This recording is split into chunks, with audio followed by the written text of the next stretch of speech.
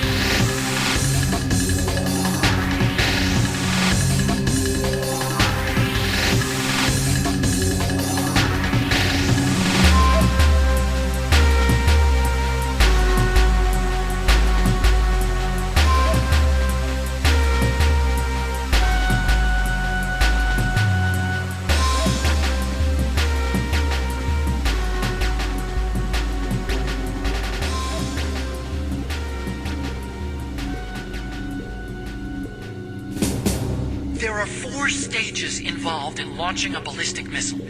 The first one is the boost stage. It starts at the point the missile is launched and ends after all the rocket fuel is burned and the missile is propelled into the exosphere. The next stage is the post-boost stage. It starts after all the fuel is burned and ends after the re-entry vehicle is ejected. Next is the intermediate course stage. It takes place after the re-entry vehicle is ejected and lasts until the missile enters the exosphere. Then comes the final stage. It starts when the re-entry vehicle enters the exosphere, and it lasts until it reaches its ultimate target on the ground. Missile defense systems use military satellites to detect rocket emissions during the initial boost stage of a missile. But this new nuclear weapon employs the railgun's ability to fire projectiles at ultra-high velocities instead of using a rocket. That's why it can't be detected by today's missile defense systems. And on top of that, the re-entry vehicle also uses stealth technology. It's so accurate that its 50% zone comes close to 50 meters. That's as good as the best ICBM. A highly accurate, undetectable, uninterceptable nuclear weapon. We wouldn't even be able to tell where it came from. And that's not all. A standard ballistic missile uses a 2-stage or a 3-stage solid fuel rocket for its propulsion system. Besides costing lots of money, safely maintaining the solid rocket fuel and readying the missile for launch requires a lot of work. But a railgun-launched nuclear warhead avoids all of those problems. And it's cheap, too. It's the perfect nuke. A general's dream. And the world's nightmare.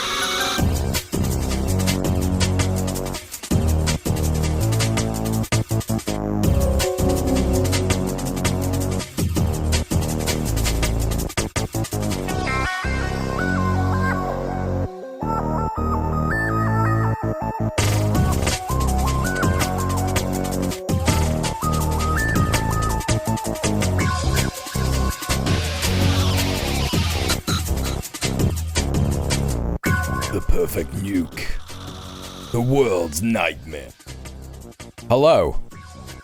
Welcome to everyone who is here in the chat and in the first of what may be many what may be many instances of this being the case. Welcome to viewers on TikTok Live. Which I don't even know if there's anyone watching me on TikTok, but for the first time ever, dual streaming on TikTok Live. But welcoming everyone on Twitch. How are you doing? Welcome to... We got Sneaky Sid, we got Sawyer Enjoyer, we got Middle Earth Marxist, we got Sophie. Hello, Sophie. We got Nap Taker, we got Catgirl Steph, we got Luna. How is it going, everyone? It's good to see you. We got PBP as well. Good to see you. How are you doing? What's going on? How was your weekend? What did you get up to? It was good to see a few of you yesterday in the Red Planet chat, and it was good to have a Red Planet stream yesterday. I also attempted to go live on YouTube today. At the same time, I downloaded Stream Elements Live plugin for OBS, and it tried to connect me to TikTok because I have like a vertical thing set up for TikTok here on OBS, and it wouldn't let me do that. And then I tried to set it up for YouTube, and I don't think it's made me go live on YouTube either, so I don't actually know what the fuck is going on whatsoever. Let me just check my YouTube dashboard. Am I live on YouTube? No, I'm not live on YouTube. Okay, well, there you go. Ever reliable Google. Well, Stream Elements in it, I think, actually, more than Google. I think that's more likely as to what it is. Everybody, please go follow Sophie if you're not already. I imagine most people in my chat are following Soph, but she's gonna stream this week for the first time in ages. Please go and show her some love. I know that'll mean the world to her. I saw that a couple of you were excited about that last night in the Red Planet chat. Probably even more, actually, than a couple. Yeah, what have I been up to on the weekend? Yeah, went out for dinner with Han on Saturday night. That was pretty good. Went to a pasta place that's got like a bunch of vegan options and whatnot. That was dope. What else? We have got... what else did we do? We watched Signs. We watched the The M. Night Shyamalan. Oh, how do you say his name? M. Night Shyamalan. Fuck's sake. M. Night Shyamalan. Yeah. M. Night Shyamalan movie Signs. And of course, it's got Mel Gibson's in it. The Mel Gibson's. Horrible piece of shit. Fuck that guy. It's got Joaquin Phoenix in it though, which is he's pretty good. He does really good. Plays a really good part in that film. And what else? Another one of the Culkin brothers. It's crazy that the Culkin brothers were kind of like the Skarsgård brothers of the 90s. I didn't realize that there were so many different ones. There's like Rory Culkin, who is in Signs. But then you've obviously got Macaulay Culkin. And you got Kieran Culkin, who's in Igby Goes Down. Remember that one? Do you remember Igby Goes Down? Good one, that, innit? Igby Goes Down. Yeah, where he's just, I don't know, a completely unlikable guy who decides to run away from home. Kind of like Home Alone. I can't remember too much about that movie. I just remember that, like, one of the best bits from it, one of the most exciting parts of that movie was when they played the tune Everybody's Stalking by Badly Drawn Boy, and that's one of his only good tunes ever. It's crazy how they deep faked Kevin Spacey on top of Mel Gibson, only to then deep fake it again with Christopher Plummer. Wait, what are you talking about? What the fuck do you mean? Hey Val, how are you doing? Autism announcement, my tummy hurts. I'm sorry to hear it, Queen. Sending you all the best. Sending you all the love and support that you need to get through it. What else did I do at the weekend? Yeah, just did some shopping. Nothing amazing, nothing crazy, except for seeing Han. We had a lovely time on Saturday night. And yeah, Friday, just like, I was working. I was making the video about Trey Reed. So that's on my Twitch Clips channel now. If you want to go to that, Mule Twitch Clips on YouTube. You can check that out. You can favorite that video.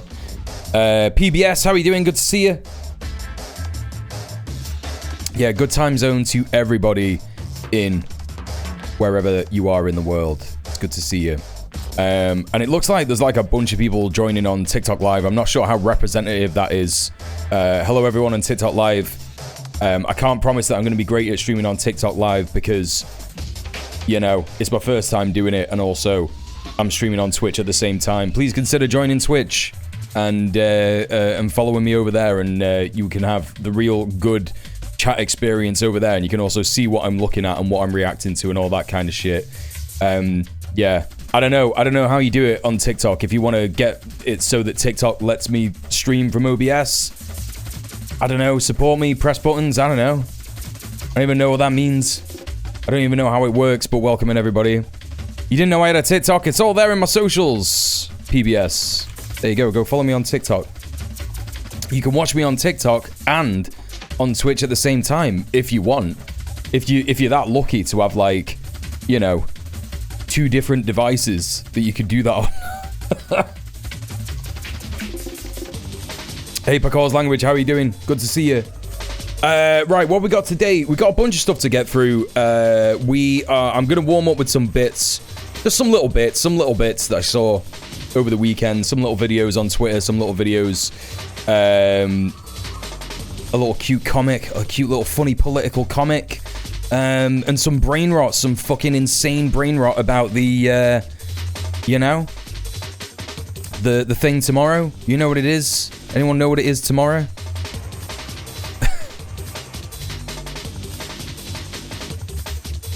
I'm now referencing, I'm referencing how Signs stars asshole Mel Gibson. So I joked that they replaced him with someone who it was found out years later was just as bad. But tish. Also, the 2017 movie All the Money in the World. I don't know. I've never seen that. I don't know what that is.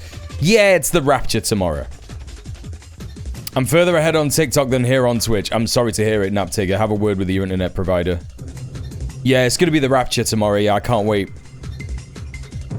I can't wait. I can't wait for all the bad people in this world to just, you know, I don't know how it works. What, they're going to be left behind or they're going to go? How does it work?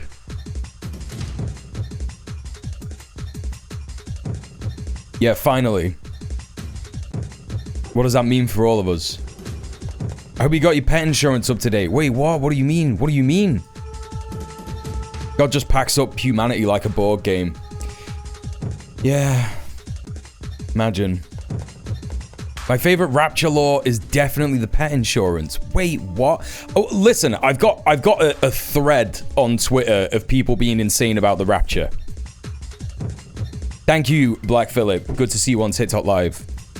Yeah, check out Black Lodge Press if you like the fit. There it is.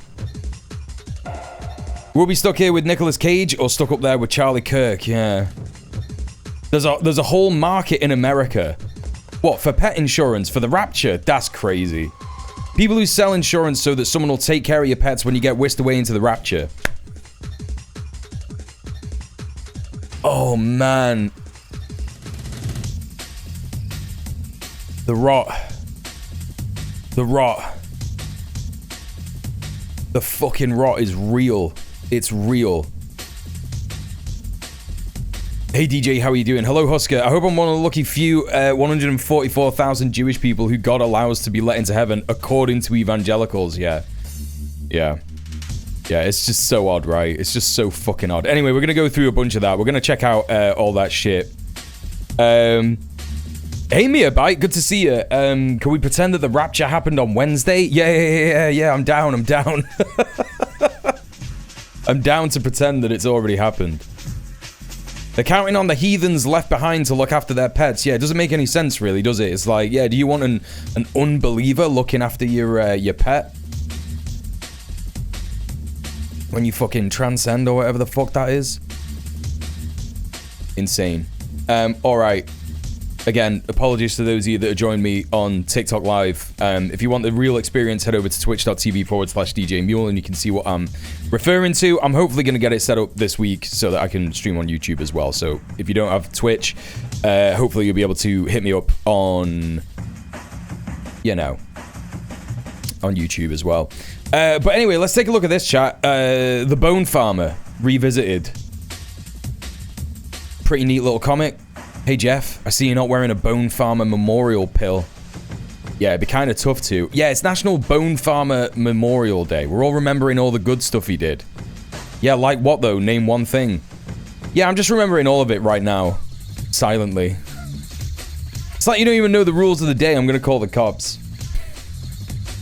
Hey Mia, it's good to see you. Everybody, please go and show some love to Mia Bite. She's a great streamer. I hope you're doing well. Always a pleasure to see you. Always a pleasure to see you. God's gonna leave behind one guy named Noah to build an ark for everyone's pets. See, I can invent woo-woo theological conspiracy too. Yeah, that is what it's gonna be. Or they're gonna transcend. Yeah. They won't like that. They won't like that. That's true. Okay, I'm getting rid of this multi-chat thing from this Stream Elements Live plugin bullshit because it's clearly not made me go live on YouTube, so I'm just gonna get rid of that for the time being. What else do we got here? I saw this was a really neat little video. I think it's yeah, it's like only 1 minute and 38 seconds long, but posted from Taj Ali, and this is a video. I don't know if this is a video from Taj. I don't know if Taj goes around and does a bit of content creation like this. Oh no, it's from The Guardian. Sorry, it's not Taj. So he's saying here, lots of people talk about defeating the far right, but few are willing to do the hard graft of community organizing, sitting down with people you disagree with, dismantling racist narratives, and winning people over. We need more nuance and less name calling. I mean, you know, it depends what kind of person they are, right? If we call them a name or not. Like, I'm gonna call a fascist, innit?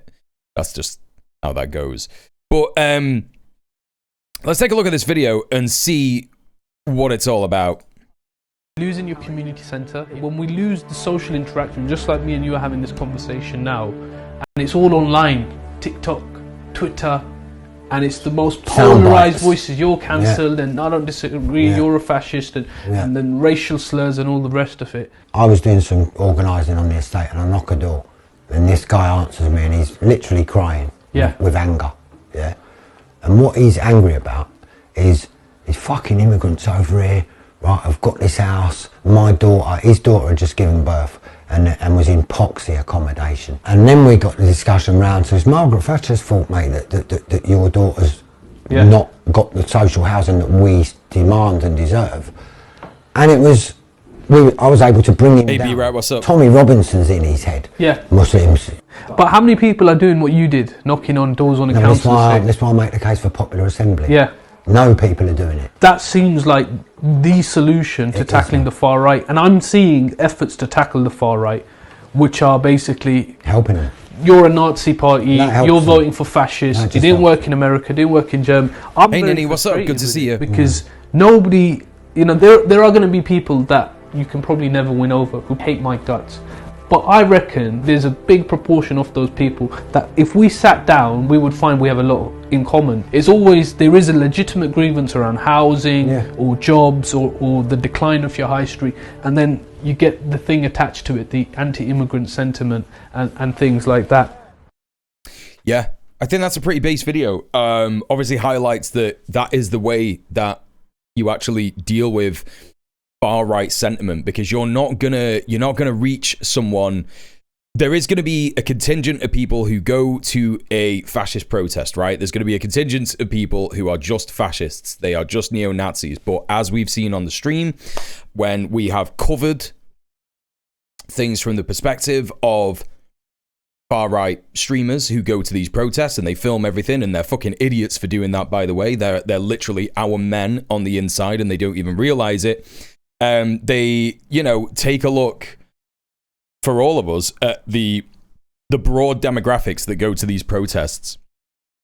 And there's going to be, there are people. It's not even that there's going to be, I'm not even guessing. We've seen it when I've looked at this stuff, that there are people there who are vulnerable, who are stupid, like they don't understand what it's all about. They're just kind of going along with it. And a lot of the people are being coerced and they don't really understand the ins and outs of what it is that they're saying or what the people around them are saying. And of course, there's people in those protests who are demons, like fucking demons, like actual fascist piece of shit, neo-Nazis. Who are the guys? I can't remember what the fuck their name is, but they were all at the Leeds ones doing the Nazi salutes. And there were a couple of them in Epping. It's something like white alternative or patriotic pride or something like that. And I can't remember exactly what the name is. They keep changing it all the time because they keep getting designated as, you know, high risk, high probability factor groups. And they change their names to avoid getting clocked, right? So many of the fascist central London recently were just drunk football lads. This is the thing, like, you know, a lot of it is just football hooliganism. People go to football matches because they have a shit life. They want to, you know, join a group of people who think like them, who have the same conditions of them in their life. You know, and they don't have any kind of dreams, any kind of perspectives in their life, and they go, right, okay, I'm going to go to this thing in London on the 13th of September, and it's just going to be mint. We're going to get to have a fight. We're going to fight some weird lefty loonies. Oh, they're all like mental communists and whatever the fuck they think of us, right? And it's just like going to a footy match. It's like going to a footy match and fighting your, you know, the opposite team or whatever. And I'm not saying that stuff isn't problematic. Like, yeah, football violence is proper fucking problematic. But there's going to be a lot of people who just don't fully subscribe to the ideology and just have a shit life. You know, they just have a fucking shit life because we've all got a shit life. Because neoliberalism fucked us all up. Hey, Banker, what's going on? Fast riots in the Netherlands this weekend were also all football hooligans. Yep, absolutely. Yeah, I saw some of that. Mr. Dank, good to see you. Fascists have been infiltrating the football scene since like the 70s. Yep. Absolutely. 100%. 100%. But yeah, no, this video is absolutely correct. This is how you deal with far-right sentiment overall. You have conversations as a person to another person, going out into your local community, whether you're doing tenants union work, whether you're doing food bank stuff, anything like that, having conversations with people and talking to them about, you know, that this is why this is, right? You know, it's because the Tories cut all the services, you know, public services over the last 10 years, completely gutted any kind of social safety net public services that we had, and essentially didn't do fucking, just literally zero policy for working people. And you sit there and you just go, it's a smokescreen. It's a fucking smokescreen. I'm going to look into working with Acorn, my local tenants union. I'll give you a DM about that. Something's better than nothing, but yeah, some things are better than Acorn. Mia says, what's your opinion on boycotts? Just because the issue is, I keep seeing is, how do we make people give a crap? Always seems like people who are on board with progressiveness and allyship until the point where they have to make a decision that makes their lives slightly less comfortable. I mean, yeah, people should boycott stuff if they are, you know, participating in a system that is furthering white supremacist or furthering genocide in Palestine, or, you know, anything that's problematic. Yeah, people love to say no ethical consumption under capitalism as an excuse. It's very, very difficult, as this guy was just saying in this video, it's very fucking difficult to get people to say, change their mind on something like, I don't know. If someone's already decided that they want to do a thing, that they want to, like, buy a product or buy a subscription service or something like that, it's going to be very difficult to change their mind if you are just talking to them over the internet. It's very difficult. Boycotts work. I'm not sure, like, I think you're kind of saying, Mia, more, how do we make people give a crap? Like, you're asking me, how do we get people to do it? On the internet, it's very difficult. It's very, very fucking difficult. Hey, Half a Laptop, how you doing? Good to see you. Yeah. So, you know, making people give a crap, it's only really going to happen when they see for themselves what it is. You have to help people get to the decision and make the decision on their own.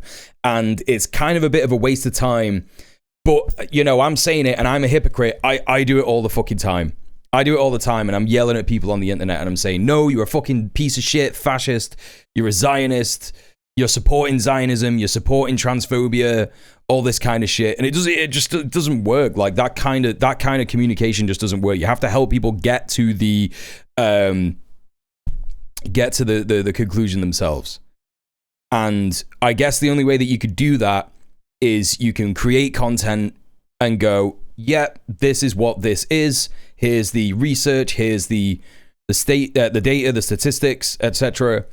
And you know, it's all backed up. It's, you know, peer reviewed. It's not just like one guy or a think tank or whatever. And also, propaganda of the deed works as well, because sometimes people are like, oh yeah, I don't want to boycott because boycotts don't work. So what's the point? And you can just, like, if you Google Disney boycott, let's take a look and see if we could do this right now. Disney boycott fears. Here we go. Calls mount to boycott Disney with 3.8 billion lost. So this is over the Jimmy Kimmel stuff. They lost $3.8 billion. And I don't know if this is just because people were like automatically like, oh no, it's time to cancel my Disney fucking subscription because of Jimmy Kimmel. I don't know if that's why that happened, but loads of people are boycotting Disney because it's BDS. And that is also a thing that's happening, right? I just realized it's Rosh Hashanah because of Brad Lander. Happy Rosh Hashanah to my fellow anti-Zionist Jews in chat, says Huskadoo. And to the Zionist ones, Gay Karken often Yam, Yiddish for go shit in the ocean. There you go. There you go. Hello, Ezron. How are you doing? I think the internet stuff is more about having another perspective out there. Don't let the bad opinions be the only thing that people see. Yeah, I think it's really important if you're a creator, or if you're just like on the internet and you have a presence on the internet, just saying the opinion is good. I don't think that people should give up doing that. I think that people should continue to be like, this is the right opinion because it's good. It's just good for people to see that.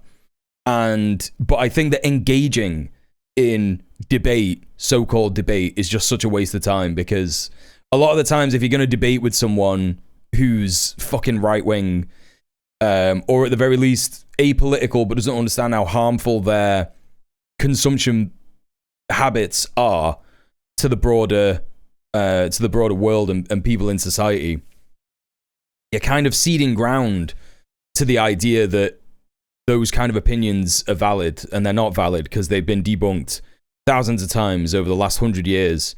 Ever since fascism was said to have been defeated by the Allies in World War II, there was so much research done. And even before this, there was so much research done to just be like, yeah, actually, there's no such thing as one race that's superior. There's no such thing as migration harming countries and shit like that. There's no such thing as what one race or one demographic being more likely to commit sexual violence, yada yada yada. It's just none of it's real. So like, you just don't engage with those cunts, right? Yeah, debate's a political theater. Yeah, exactly. Just edgelord debaters to death because I'm exhausted. I'm exhausted with debating. My default setting is apparently edgelord. I turned the idea over in my head when all Destiny's lot and Vorsh and all them were saying, you should debate Destiny and you should go on Destiny stream and debate such and such and yada yada. I was like, thinking in my head, like, yeah, do you know what I should do? Like, maybe it would be funny if I went on one of their streams and just had clown makeup ready to go, and just like, as soon as I start talking, just like start to put the foundation on and go, yeah, I was thinking about what you were saying, and like, yeah, I think actually, it is right to like debate this stuff, and just like put the eyeliner on, and then like, big fucking red thing, just do it like super fast. And that, but before they can even say something like, what are you doing, bro? And then just like have like a rainbow wig on and just be like, yeah, no, I think it's good to like talk about this stuff. It's good. Yeah, it's good to have like these conversations and, talk about shit. It would have been good. I coulda, shoulda, woulda. Coulda, shoulda, woulda, right? It would have been funny as fuck, but never mind. Whatever. Maybe one day in the future, maybe that will happen. Who knows? Okay, right. What was I up to? Let's take a look at some Zach Polanski shit. The Green Party now has 78,000 members. So we were talking about the Your Party stuff last week. I've got a video coming out about that on Thursday. It's just a little Twitch clips video. It's nothing crazy, nothing amazing.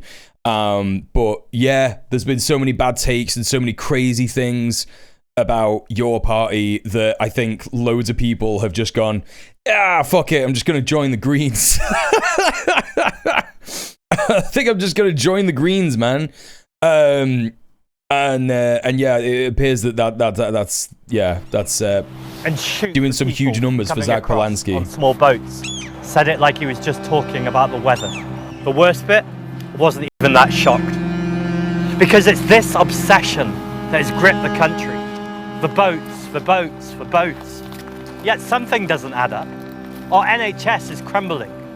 Our wages are frozen. Our rents are obscene, and our rivers are open sewers. And all those in power can do is blame the boats. Labour repeats it like it's gospel, this idea that there's no money left. And then they stoke racist narratives about strangers destroying everything. Well, I call bullshit. Hey, Emmy, what's up? Yeah, I love his fit. On the lies, the scapegoating, the idea that there's no money left in this country. There is plenty of money. More than ever, just not for us. Since COVID, there are more billionaires than they've ever been. And whilst their wealth doubled, ours has been stripped away. So no wonder people are angry. Because while we feel the walls are closing in, the elites, they got to work. They flooded Westminster with lobbyists. They made sure that Farage was on every TV programme going, day in, day out, telling the same lies. Because where do you think these stories come from? All this time they've been pointing at the small boats, telling us they were the people to blame. But the problem this whole time was the super rich and their yachts. People will say, what does I love this how when he have to pointed do to that, it wasn't an actual yacht. It was just like a little boat, but never mind. with the Green Party? Aren't you lot all about trees and nature? Well, yes, defending nature is vital. And this is about human nature. The man who wanted to go on a beach and shoot people, he wasn't born like that. The same system that is poisoning our rivers is poisoning our minds, all of us. And we have to draw the line. We have to change the system. Not just so we can survive, but so we can all thrive. That's the Green Party I want to lead. We do not have a moment to waste. Join us. Let's hold that line together. Yeah! Yeah, he's right! Hold the line together. Yeah. Legend. Sneaky Sid says, the Your Party chairperson is a legit anti-trans genocidal fascist, if I remember correctly. The chairperson? There isn't a chairperson. What do you mean? Who are you talking about? Are you like, we covered all this stuff last week on the stream, so I don't know. The anti-trans one. I mean, there's more than one. There's more than one anti-trans guy in the independent MPs that make up Your Party. Hey Rob, how you doing? Welcome in. I want a party broadcast with Zach blowing up a yacht with a bazooka. Yeah, that might be too much. That might be too much for the Green Party's comms. I don't know. Do they mean the Green Party? Nah, I don't think so. Are you on about the Green Party? Because there was, yeah, the old leader was shite for sure. The old leader was terrible. Like, what was his name? Adrian Ramsey? That guy? I don't know if he was genocidal. There's definitely, if we're on about Your Party, Adnan Hussein is a transphobe. 1000%. Genocidal, not sure. Definitely might be genocidal by proxy, by being a transphobe and allowing the attempted genocide of trans people in society, possibly. But he's certainly not genocidal if you're referring to the genocide in Palestine, because that's kind of where they've all, you know, come together under the shared goal, the shared policy of ending the genocide in Gaza. But unfortunately, there's lots of stuff that they disagree on. And that's why it's not that good. Anyway, let's take a look at this. I saw this this weekend. It's funny as fuck. What's the UK Green stance on nuclear power, anti-nuclear power? GB News, Mr. President, please slag off Starmer so we can use it to undermine the government. Trump, he's a fine gentleman. Let's take a look at this. When I asked about, are we a Christian country? His answer was that he was christened. But he's quoted in newspapers. The Prime Minister said, I was christened. He said... What do you mean? That's a shame. What do you fucking mean? That's a shame. I'm sick of these pro-nuclear lefties. I'm fucking sick of all of you. What the fuck is wrong with you? You're all fucking idiots. Oh my god. Makes me so fucking mad. This afternoon. Yeah. As though that explained whether we were a Christian country. That's a shame. And being anti-nuclear power, being anti-toxic waste, nuclear waste is a shame. What are you talking about? What are you talking about? What do you mean? Debate me immediately, banker. Respond immediately. 2 years ago saying he was an atheist. He's a committed atheist. So fucking frustrating. He's the kind of guy that says something when you're there. And, I don't think, look, I think he's a very nice man, I really do. His wife is nice. And, you know, we look for a day and a half. And, you know, the thing I most listen to... Krill!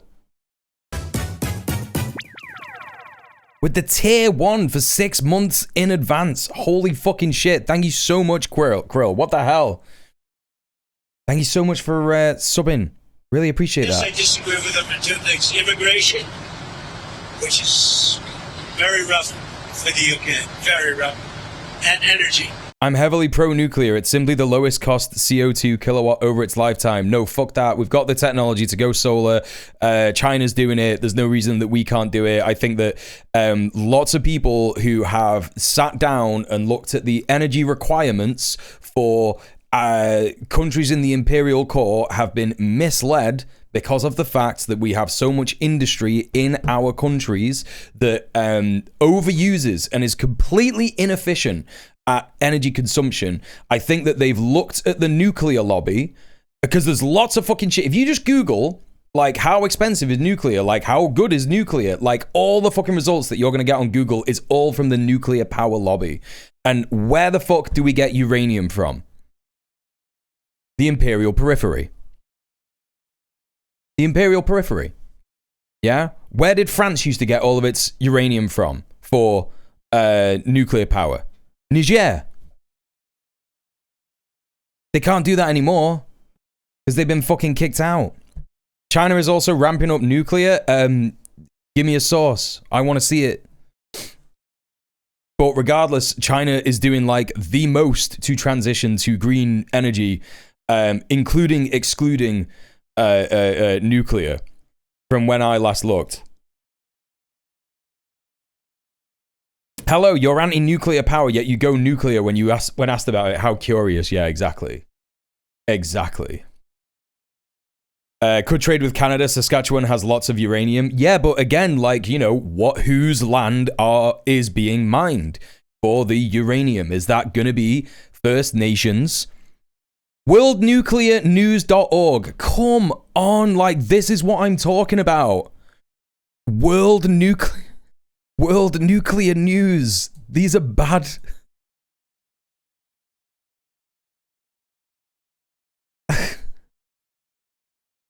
On a daily basis, World Nuclear News provides free and accurate public information on the subject of nuclear power.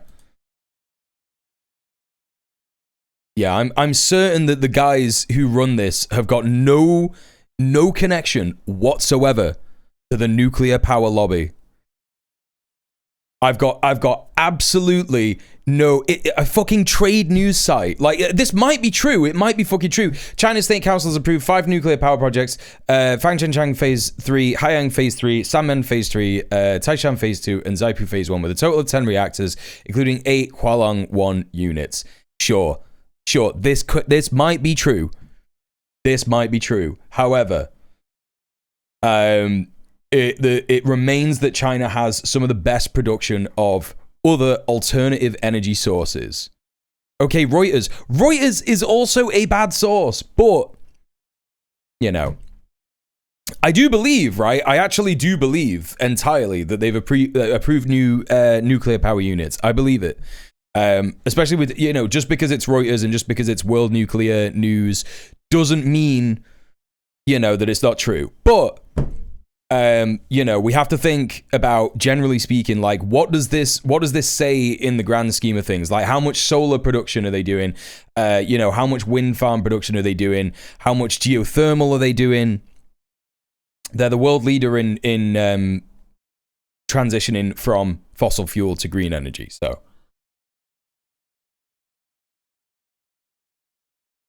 that's all mining, though, whether you're mining for uranium or materials used in solar panels. True, but we have to think about how that's performed around the world. Is that going to be an extractive process? Is that going to be a exploitative process? You know, nuclear is great. Disagree. Renewable is better. Both are good. No, renewable is the best. Renewable is great. Also hydro, but that's controversial sometimes. Look, we have. Here's how I see it. There are always going to be trade-offs, right? There's always going to be trade-offs with every different kind of. Shut up, Mr. Dank.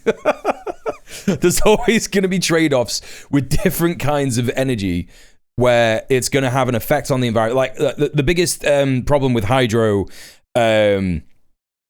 What is it even called? Not hydrothermal. Hydro is kind of fucked. It's my region's main thing, right? It can be good for flood prevention, significant environmental damage, right? You know. Aren't they planning some awesome solar program involving satellites in space? Is that China? I've not seen that. Hydroelectric, yeah, that's the right way to say it. Yeah, hydroelectric is good, but it just depends. It depends on where it's happening. It depends on how it's being done. It depends on, you know, if there are also measures being taken to protect the local wildlife and all that kind of business, you know?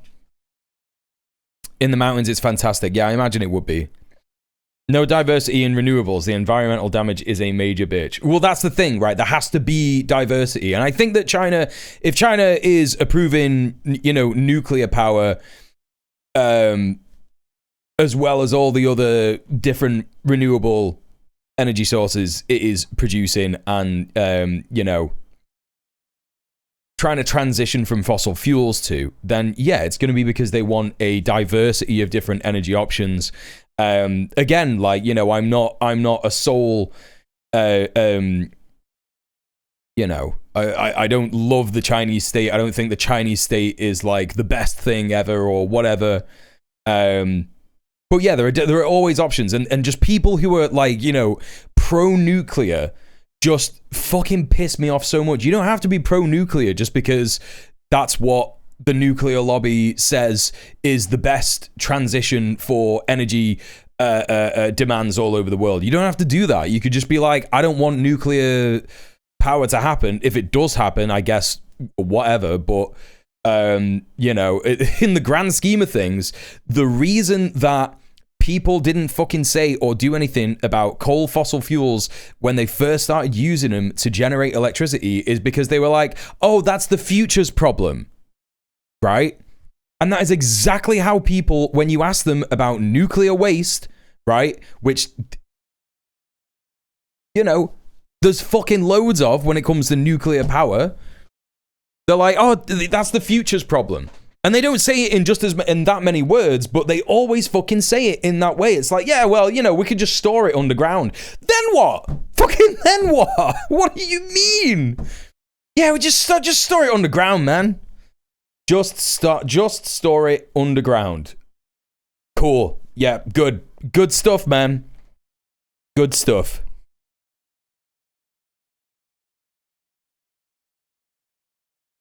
China's plans to reduce renewable energy in space. China's 1 kilometer wide solar array in space is expected to collect as much energy in a year as the total amount of oil that can be extracted from the Earth. What the fuck? What the fuck? Wait, who is this? Sustainability Magazine. Who is this? I've never fucking heard of these. Who is this? What is this source?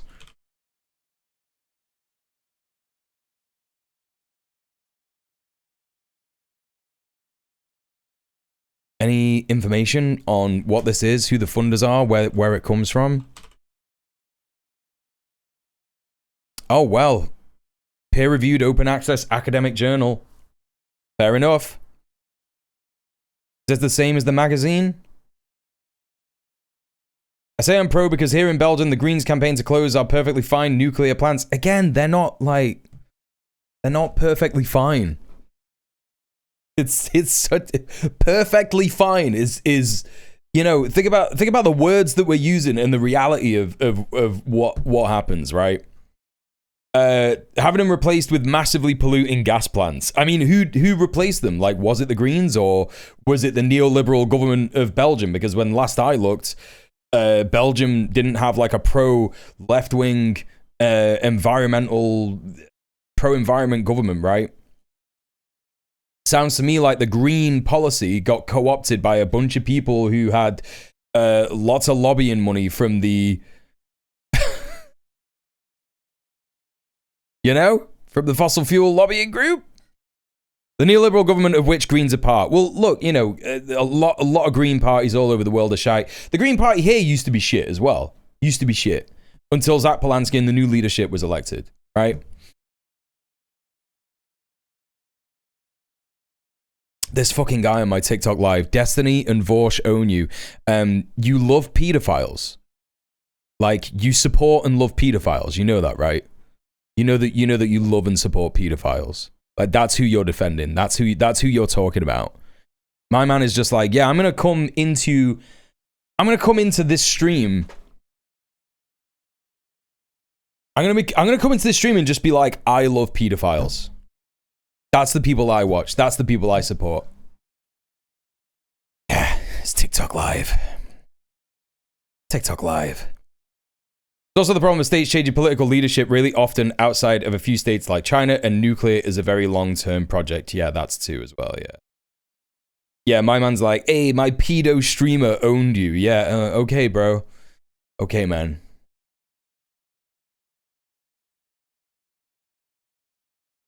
No, don't clip me out of context just because we disagree on nuclear power, banker. That would be evil and shit.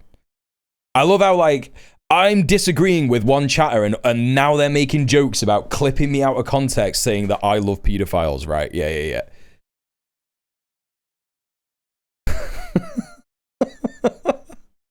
That's the reaction. Okay, gotcha. I gotcha. All right, we derailed the stream. All right.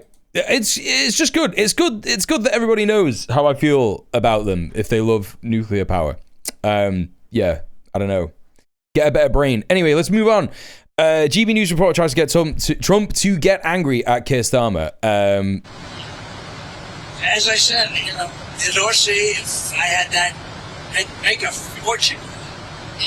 Look at Norway's accounts. Look at the cash in Norway. And they have the same thing we're talking about. I don't even know if they have as much. But that's a tremendous asset. So those two things. But I mean, I get along with him, right? I think he's a really fine person. You've got the feeling today that business is keen to invest in the UK? Because it doesn't feel like that when you live there. Well, we made a deal with the UK, and some of those companies have made a deal with the UK, but there's always strings to the US. You know, I help them. I help them. I want to help them. I want them to be strong as a country. I think it's important that the UK be strong. And we're Okay, this is the last thing I'm going to say about nuclear power because Emmy Keeley said, I do think fusion power would be great though. Much less waste and so much power. It's like saying, no offense, Emmy, but like this, because everybody says this. Everyone always fucking says this when it's like, yeah, I think that like fusion power would be good. It doesn't exist. It doesn't exist. It's nowhere near. It's nowhere near being like developed or created or anything like that. It's not real. It doesn't exist. It's not real. It's like saying, oh, I believe that warp space travel would be great. Yeah, it would. It's not real. It doesn't exist. Like, nuclear bros stress, and again, Emmy, not you. Like, I know that you were just like taking part in the conversation and shit like that. Like, yeah, I'm sure, man. I'm so certain. You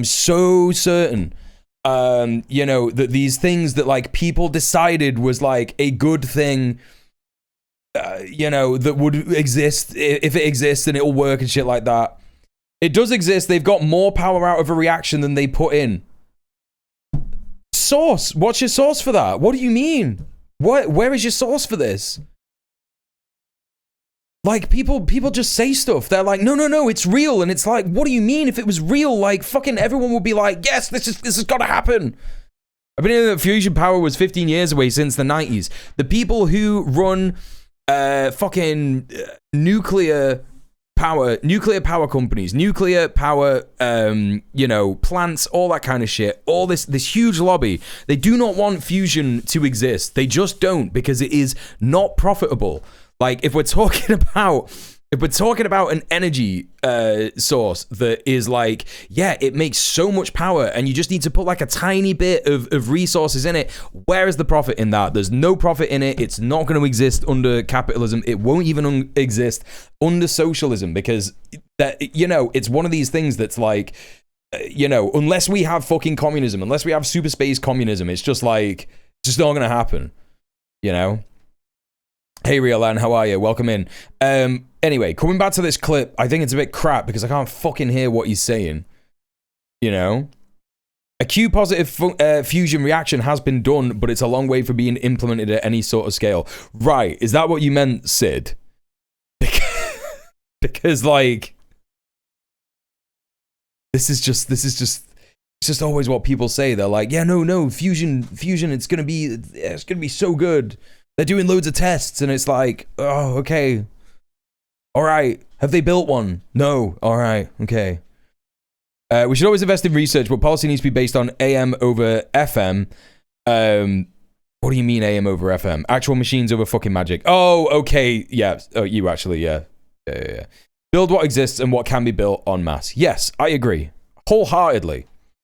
Imperial AC UK. Breakthrough of fusion experiment generates excess energy. When was this? 2022. Fusion experiments generate excess energy for the first time. Over 70 years, scientists have been attempting to harness thermonuclear fusion, the power source of stars, to generate energy. Fusion has the potential to produce vast quantities of clean energy using few resources, requiring only a small amount of fuel. Yeah. It was announced that a fusion experiment at Lawrence Livermore National Laboratory in the US had achieved this holy grail, producing more energy than the laser pulse that was used to heat the fuel. The energy in the laser pulse was 2.05 megajoules, equivalent energy of 2 Mars chocolate bars, or enough to boil 6 kettles of water. The energy from the fusion reactions was 50% higher than the energy of the laser pulse. It was released in the form of energetic neutrons. Right. Oh, I guess, like, great, that's good, but also what we said before, right? They're not interested in developing this stuff. And should we see where was this from? Lawrence Livermore National Laboratory in the US. Is this one of the institutions that lost all of its funding by Donald Trump and Doge? Because I reckon if you look it up, it probably is, right? What's that? We got someone trying to figure out how to do good clean energy that's really, really good, and they started doing it. Yeah, get rid of it. Fucking chainsaw time. Yeah. Maybe it is. Maybe it's not. I know that was 2022, but like that's what I'm saying. If it still exists. No, I know it was 3 years ago. That's what I'm saying. Like, what's happened to it now? Like, where is it now? What are they doing now? Has it been axed? If they could weaponize it. There's other units that have had positive results since this. Yeah, but like, are they in the US and have they been axed as well? Like, where else is doing this? You know? Sure. If people can like develop fusion reactor shit and make it happen and make it work, great. That's good. That sounds dope to me. But in the meantime, guess what? We need to be just going with the stuff that we know is good and clean and all that kind of business, right? Anyway, I'm going to move on from this Trump clip because I can't hear what the fuck he's saying. Let's go to the Rapture stuff. This is a 7-minute long video. What the fuck? And wondering where all the people went. Are you seeing this video and wondering where all the people went? Hi, my name is Brianna.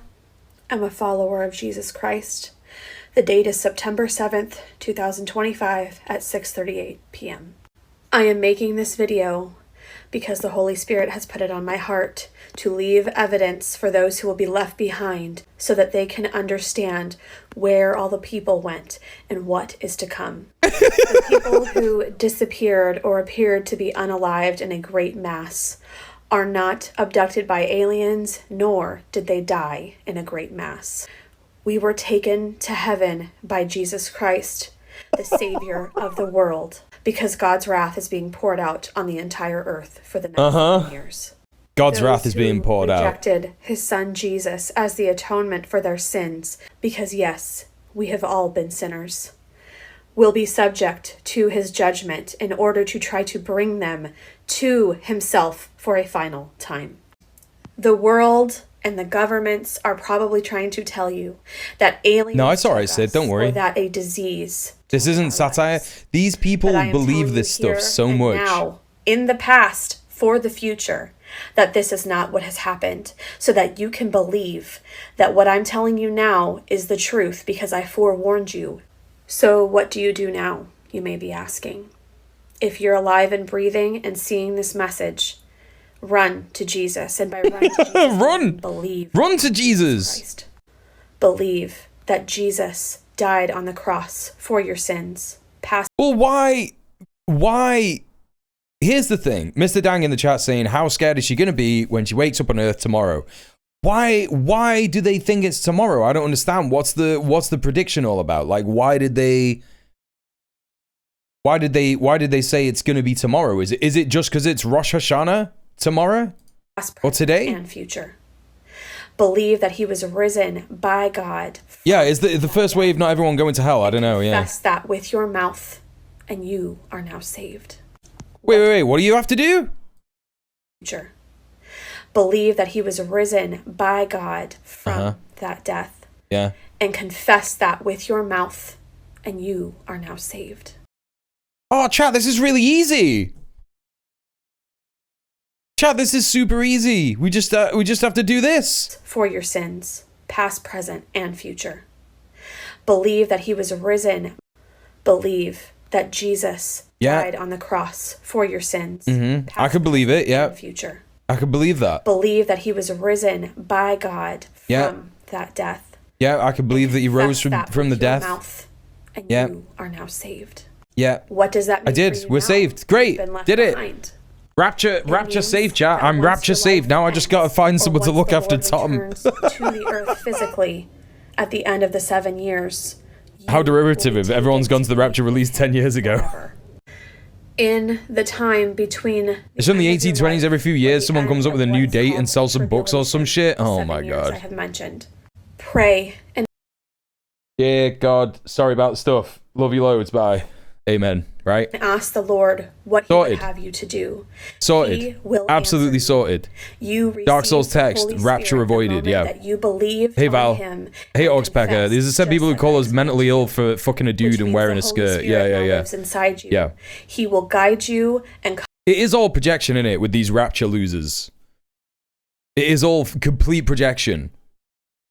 They're like, look at these mentally unwell people, these mentally unwell queer people. And they're there just like, yeah, nah, tomorrow, everyone is gonna...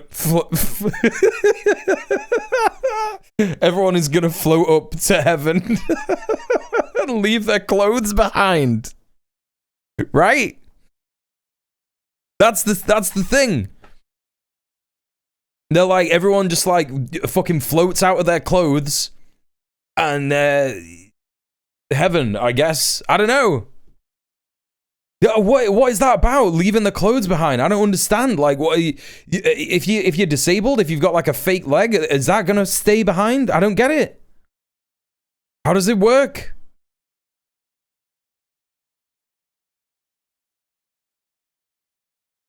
Oh my god, TikTok Live's making me do like a fucking capture.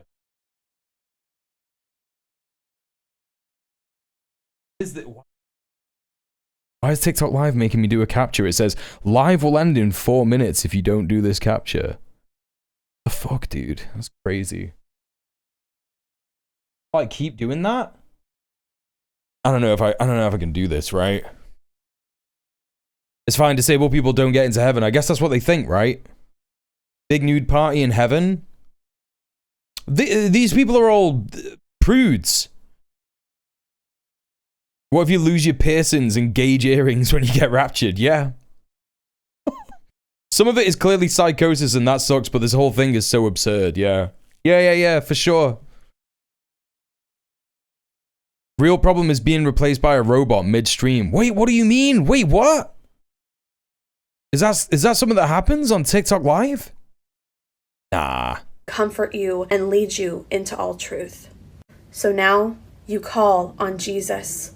Tell him you don't know what to do from here. You may be terrified. Chat, we've got an ad in 5 minutes, so if you don't want to get hit with that ad, please consider subscribing. It's still September, so you get like 25% off your sub on Twitch. Also, if you have an ad block, don't worry about it. You can just sub off Twitch using the Streamlabs tip link that is in the chat right now. Please consider doing that. We are £130 off our goal for September, and that's crazy because it's not even the end of September. We're so close to beating it, chat. All we would have to do is, what is fucking quick maths? What's we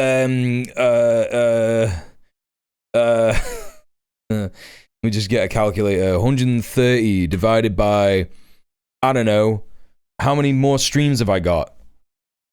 How many more streams have I got? 1, 2, 3, 4, 5, 6 divided by 6. 118. 118 what? That doesn't even make sense. What are you on about? £21, right? £21 a day. That's dead easy, chat. That means that 4 people just have to donate £5 per stream every day until the end of the day, until the end of the month. And you can do that dead easy. Hit the tip link in the chat. We could do it. If we get to £400, I'm doing a bonus gaming stream next month. We're going to play that Peak game, you know, that everyone's talking about. Everyone plays. We're going to check that out. So please consider subbing off Twitch. If you can't afford to sub off Twitch, don't worry about it. You can go to the Go Live tweet, the Go Live post on Blue Sky, repost those. That helps me out. That's going to send people over to the stream. People will see the stream, and maybe they could donate. And also, you could just go and like, subscribe, give me a comment on either of my YouTube channels, or the VOD channel, or any of my socials, Instagram, yada yada. You know, get some more eyes on me, that kind of shit, right? There's the call to action. Ads are going to be here in about 3 minutes. I did the wrong command in the Twitch chat. It's VODs. There you go. Anyway, welcome to the stream, Monkey Sputum and Lesbian Hot Sauce. How are you doing? Welcome in. You've got like a fucking... You've got like a cool... Look at that. Wait. Look at that. You got like a fucking... You got like a little guy on your September thing. Look at that. That's mint. How did you get that? Rob! Yo, Rob. New chatter. Thank you so much for subbing. Thank you so much for supporting the stream. Enjoy your ad-free viewing and your emotes. Appreciate you.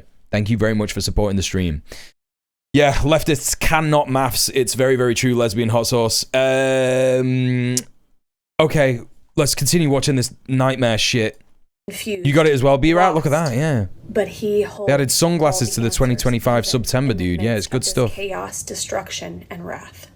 Because even though you're left behind, once you choose to believe on him, he has forgotten every sin as far as the Hell yeah. east is from the west. Everyone's So switching when their you call icons him, to the guy. he will answer. Nice. He will guide you. He will tell you where to go. He will tell you what to do. He will tell you what not to do. Okay, dude. Yeah, all right. Yeah. I'm kind of done with that. Let's see what this guy's got to say. Before the Lord Jesus comes and scoops us all home into his kingdom, I just wanted to give some words of encouragement. I know I come here a lot and I'm talking about, you know, how to defeat sin. Believe on him is the weirdest kind I've heard in a while. Don't believe in him, believe on him. For the rapture. But if you've been faithful this whole time, and you know, you've been trying your best to work on things, don't fear. Don't be terrified. Don't be anxious. You're gonna make it. I believe God, he just wants to see that we truly care. Yeah. Try to fix our iniquities, because no matter how hard we work towards this, we're just not going to be perfect. The only thing that makes us worthy to step foot in the kingdom of heaven is the blood of Jesus. So no matter how hard you work, no matter what you do, you can't earn your salvation. It's a free gift. But you can absolutely lose that opportunity if you turn your back on the sacred commands and willingly, deliberately go back into your sin. But if you've been faithful on this journey this whole time, and you've been asking the Lord to examine your heart and bring anything to the surface that could potentially be detestable to him, and you've been working on it, don't fear. Just stay the course. Just continue. Okay. When you finally start moving up into the air, I recommend that you don't hold on to anything. No, this has got to be fake. This one's got to be fake. There's people who are just repeating what they hear when they go to church every Sunday, right? Like those two last people, they were just kind of repeating the church stuff. But this this lady is like, Rapture tips. Don't hold on to anything when you start floating. Just let it go. Rapture trip tip number 5. When you finally start moving up into the air, I recommend that you don't hold on to anything. I definitely don't recommend looking down. I think we learned that lesson from Lot's wife. Okay. What? Just keep calm. Take a deep breath. Slowly release. I need to know what tips 1 to 4 were, yeah. Upwards. And pray you're not on the toilet. Pray you're not on the toilet. She has to be taking the piss. It's got to be a bit, that one, right? That has to be a bit. My child started speaking flawless Hebrew. What? Okay, guys. I think I have more Feast of Trumpets Rapture confirmation, and this may be my favorite one so far. I posted a video yesterday of 3 minor Feast of Trumpets Rapture confirmations. And the first one I talked about was with my 9-year-old daughter, and how the Lord spoke something to her in a different language, and it turned out to be Rosh Kodesh, which means new moon. Now, why this was significant is because of the vision he gave her prior to that. Go watch the video before this if you want more details. I don't want She said what? Rosh Hadesh. to be Rosh Kodesh. Rosh which means Kodesh? new moon. Now, why this was... Listen, kids just chat rubbish all the time. Krill! Thank you so much for gifting a sub to Half a Laptop. Appreciate you. Thank you. Thank you. Enjoy your ad-free viewing and your emotes. Half a Laptop. My child started speaking in tongues. Turns out it was polio. Yeah, turns out it was COVID. Turns out it was multiple COVID infections because I refused to vaccinate my child, and now my child has a stroke every 5 hours. I just saw Sean King posted on Blue Sky praising Tucker Carlson for talking about the Bible and legitimately doing anti-Semitism at the same time today on Rosh Hashanah. Sean King was always a fucking... Yeah, fuck that guy. Just fuck that guy. Significant is because of the vision he gave. Kids do this shit all the time. That's what I was saying. Like, she says that, like, oh, my kid said Rosh Kodesh, which is a Hebrew... It's a Hebrew term or a Hebrew fairy. I don't know. She might be chatting rubbish. I don't even know what the fuck she's talking about. But like, I don't know. When I was a kid, chat, I used to say random shit all the time and go like when you figure out like how to speak and you like know how to speak, you just start going like and like just chatting rubbish. Like, what is she on about?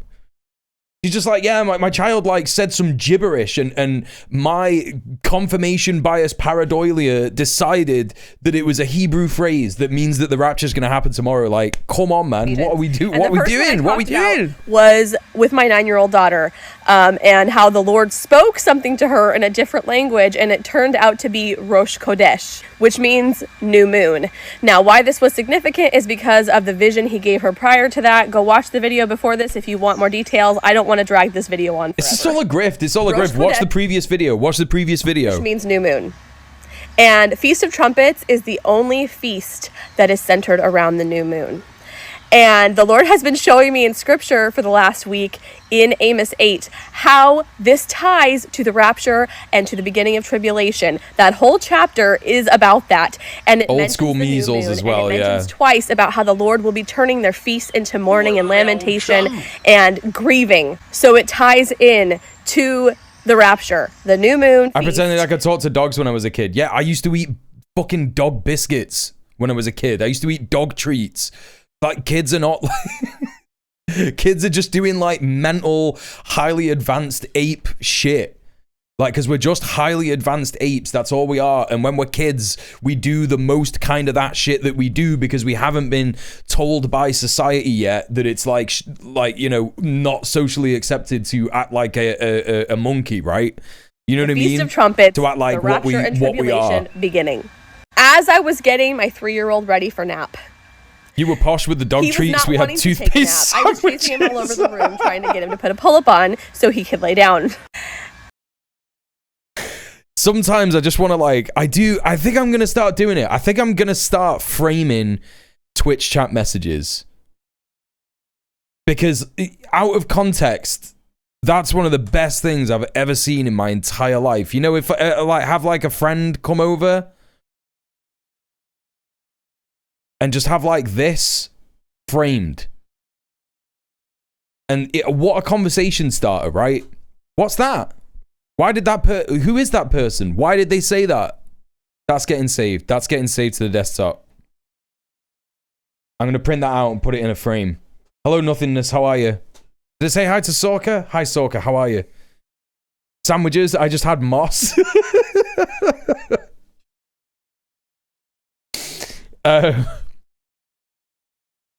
Oh, God. I'm not even kidding. If someone were to go on Kick, Twitch would probably ban you for it, and sermonize and sometimes speak in tongues, you could make a lot of money. No, absolutely. It's a grift. It's a fucking grift. They are just all the time, just like, yeah, nah, you know, Just say whatever you want. Say whatever you want and just be like, yeah, I'm doing Rapture preparing stuff. I'm preparing everybody for the Rapture. And he started saying something over and over again. Thank you for the follow. Like he says it all the time. Let me show it to you so you can see for yourself.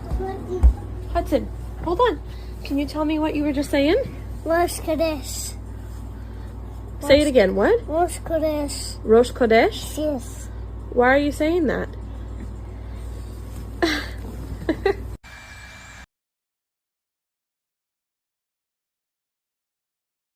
Why are you saying that? And then the kid is like hiding his face, laughing. He's like, because I made up a funny thing.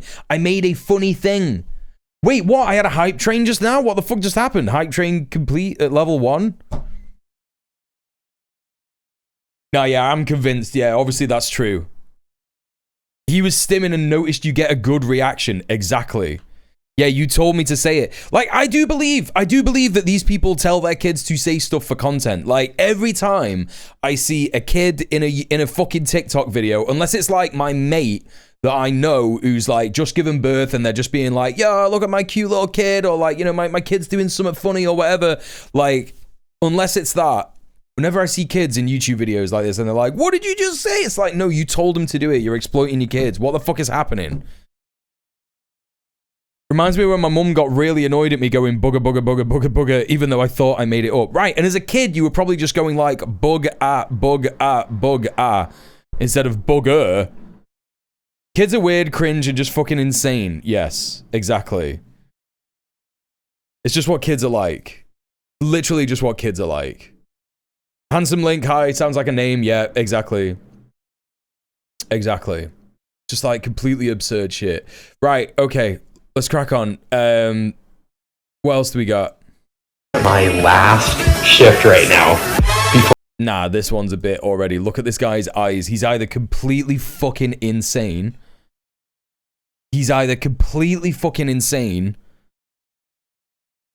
Or it's a bit. So I am working my last shift right now before the Rapture.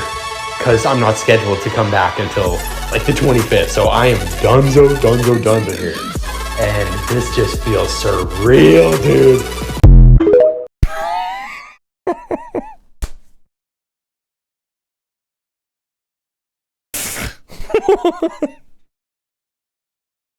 Oh man.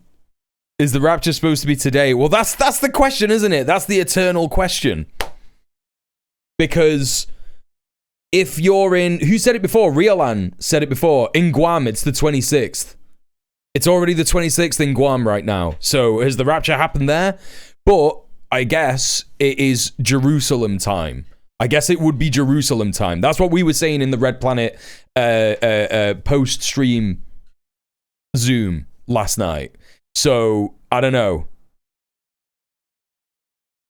Maybe it's supposed to be Jerusalem time on the 26th, which means what? Midnight on the 26th?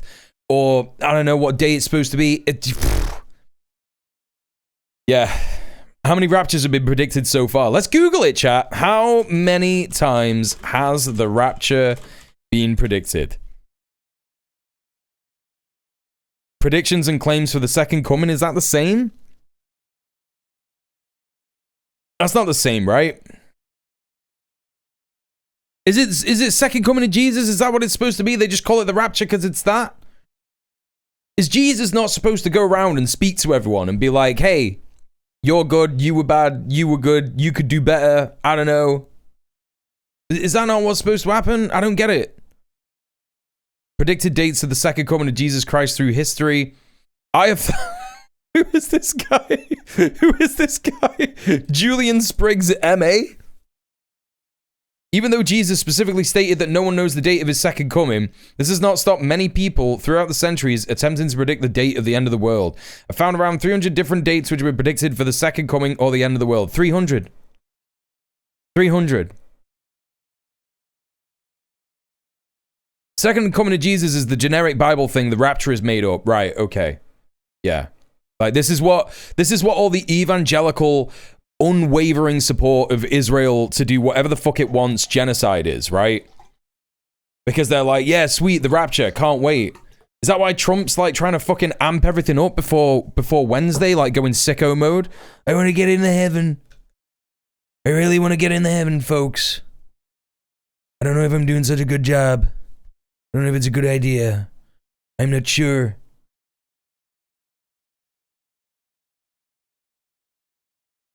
Wikipedia lists 5 dates for the rapture. Right, let's check out Wikipedia. What's that saying?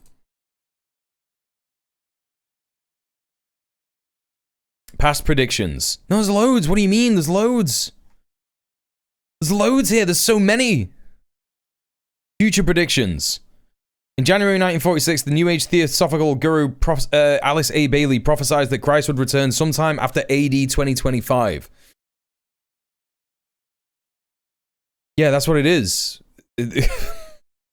Oh, these last ones. These last ones here.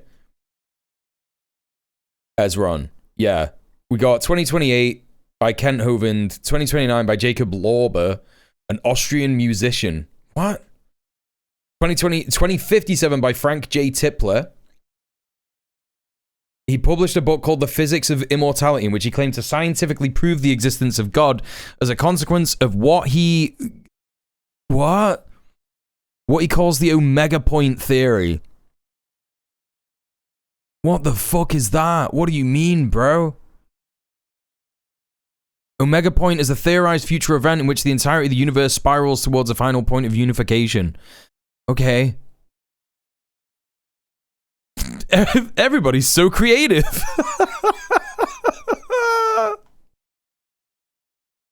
Worst acid trip ever. What the fuck? Hey, Cudfero, how you doing? Welcome in, Orchid Mantis 666. The rapture was the friends we made along the way. It's true, it's true. It's very true.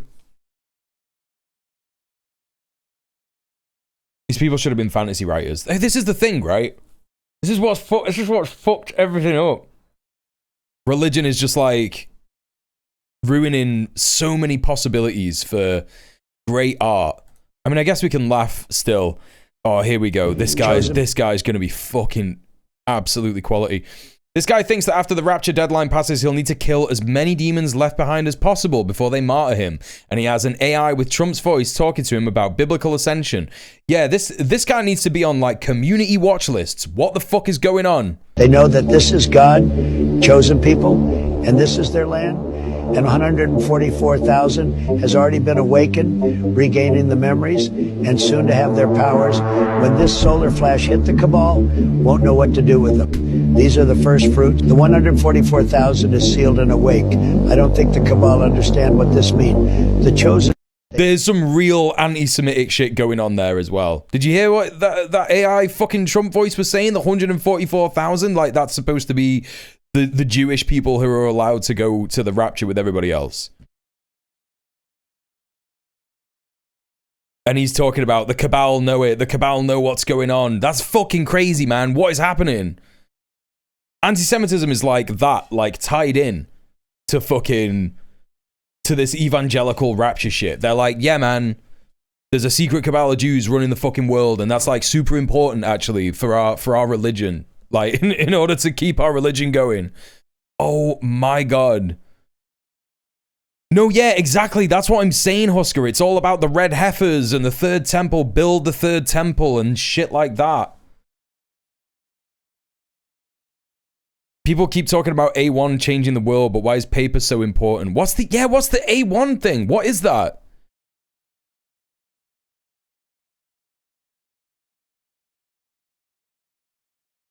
My life is nothing I thought it should be and everything I was worried it would become, because for 50 seconds I thought the rapture was today. Exactly. My friend has a grandparent who is like, Trump is God's chosen. I need to ask some questions. Yeah. Just warn your entire community about this guy. I don't know. He looks like he's an American. Everyone needs to be on the lookout for this motherfucker with a fucking rifle in the next week, because he's just going to be going around and murdering everybody, right? AI, but spelled wrong because reasons. Oh, sorry. Right. Okay. I get it. All right.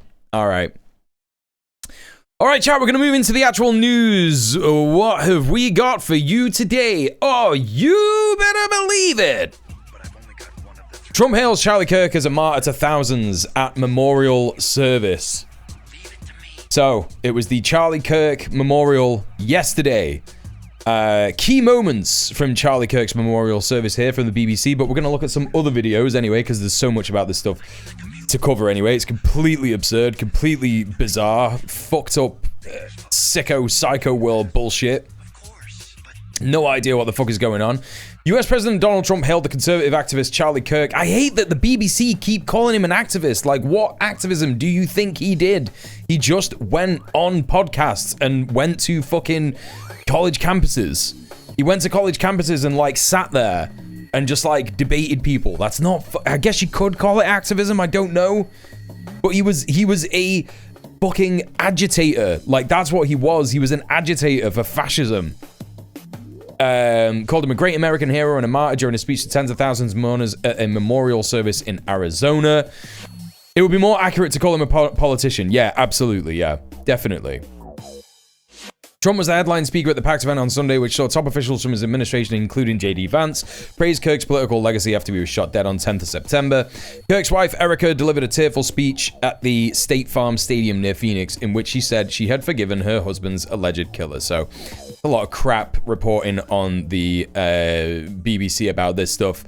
So let's move on to some video content. Let's take a look at this. This is CBS News reporting on it. Let's see what they got to say.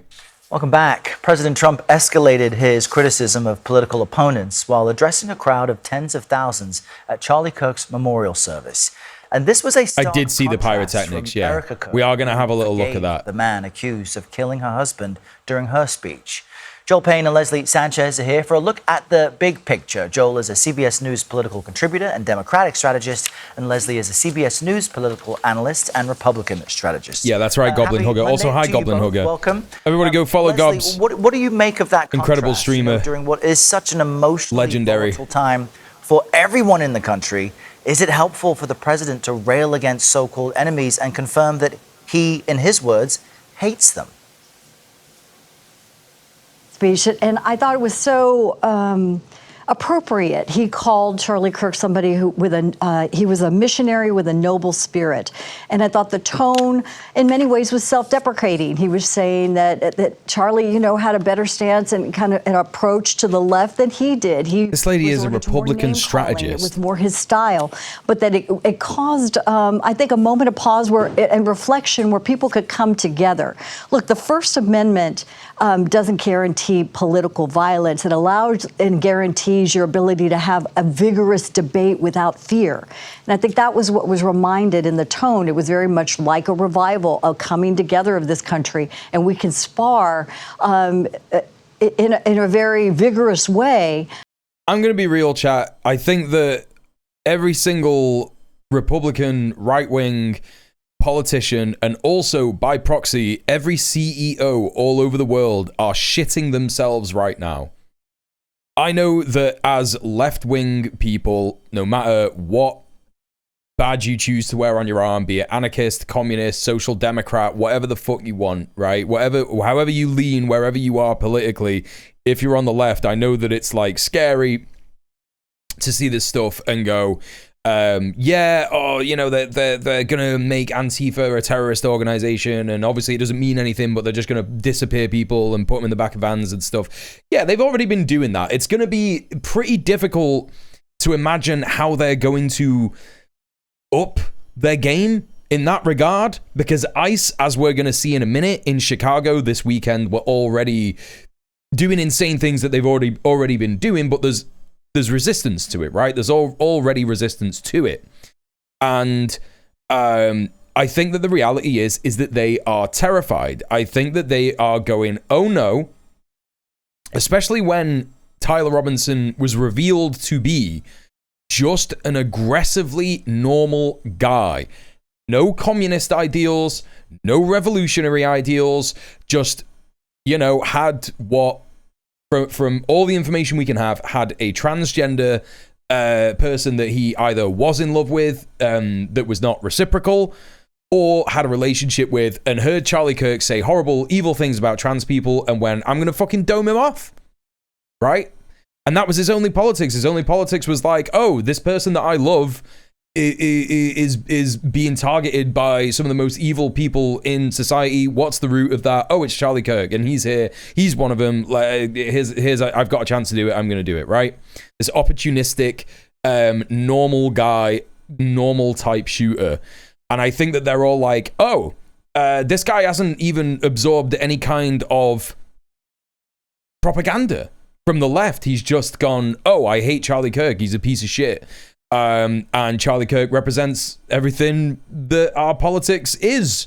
And I think that that has made them shit themselves. Like, look at fucking Trump and all these here at this event. They are behind a bulletproof glass wall, window, whatever you want to call it.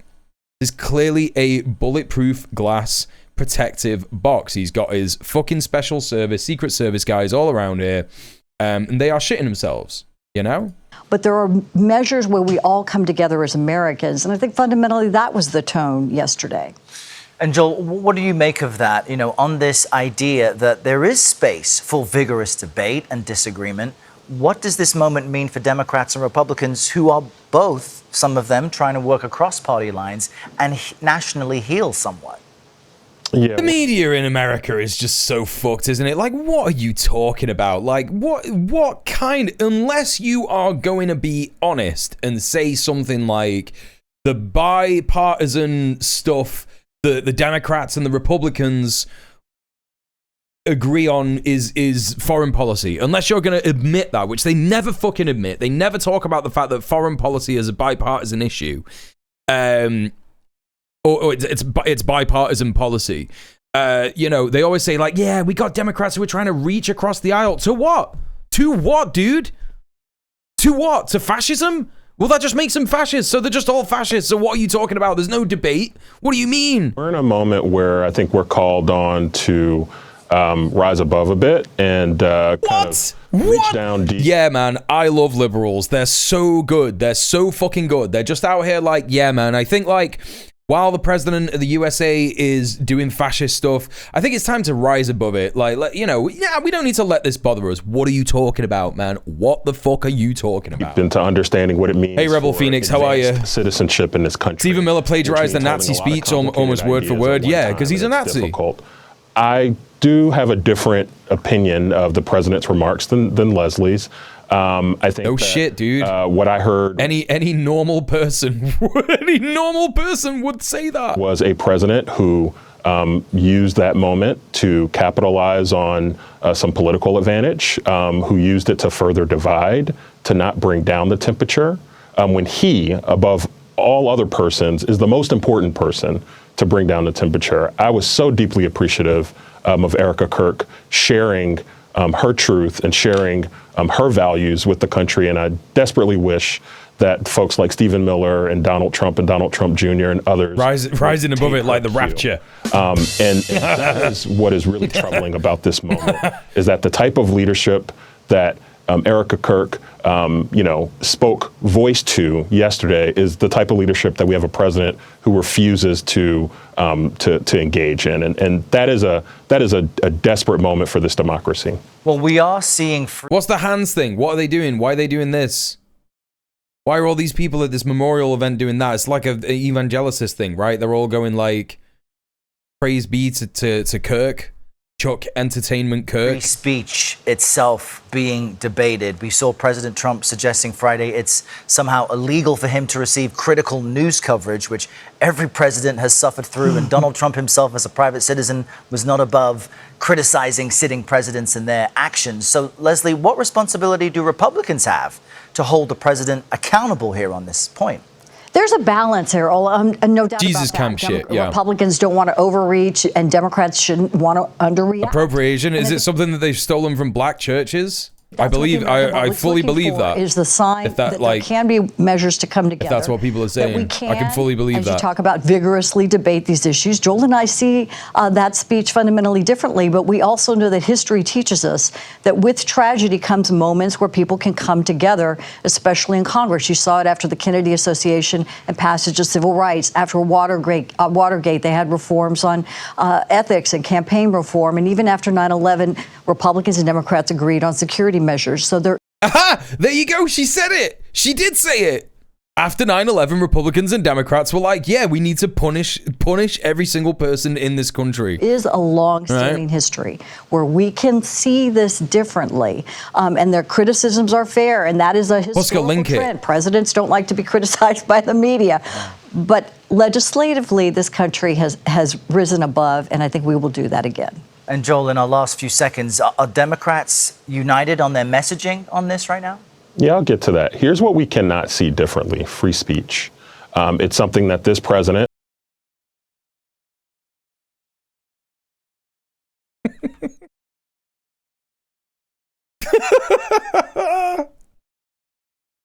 Down detector, grinder outage and reported problems map. Arizona, September 21st, Phoenix. During Charlie Kirk's memorial service at State Farm Stadium, multiple social media posts on X and Down Detector reported that Grindr, the popular gay dating app, it's a bit of a reach, but okay, experienced outages or significant slowdowns in the Phoenix area.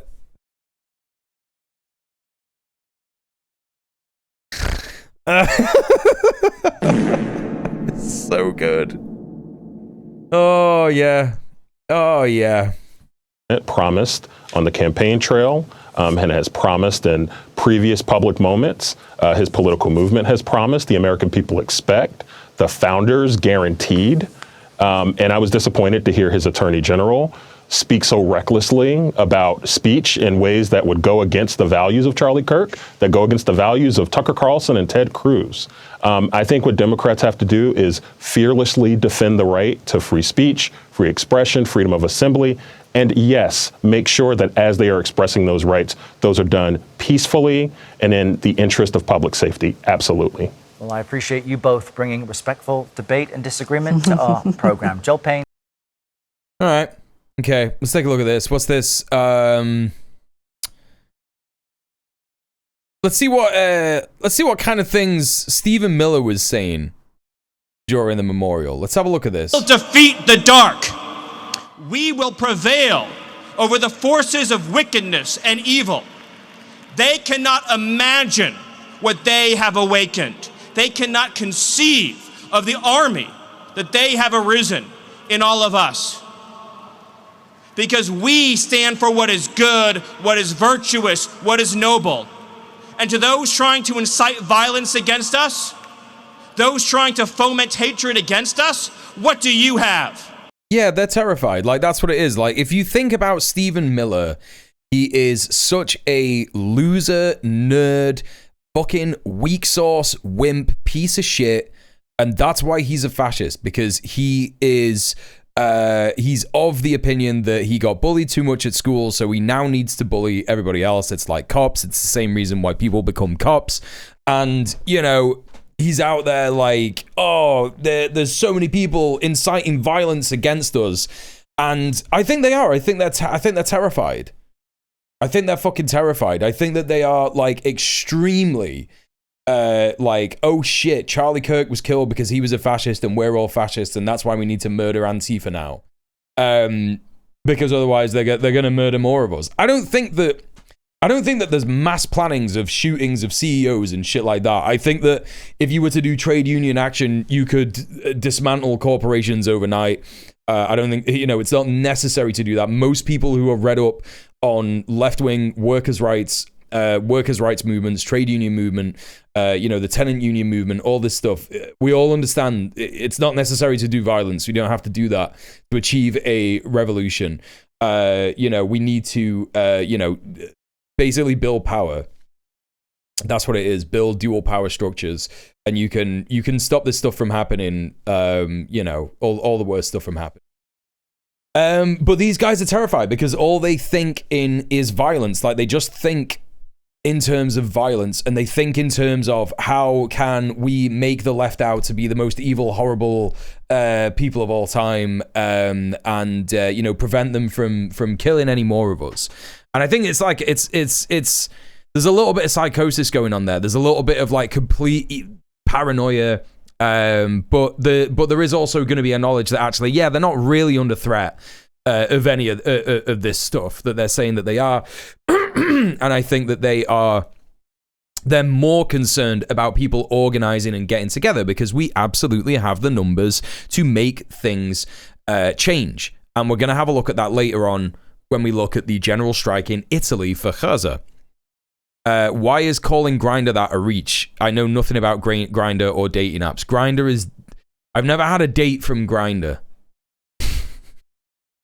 I've only ever had like hookups. It's not...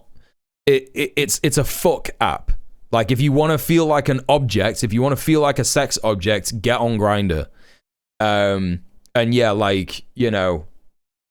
That's absolutely true for cis men as well. It's the place where cis men get to treat each other like objects, but also treat trans women like objects as well.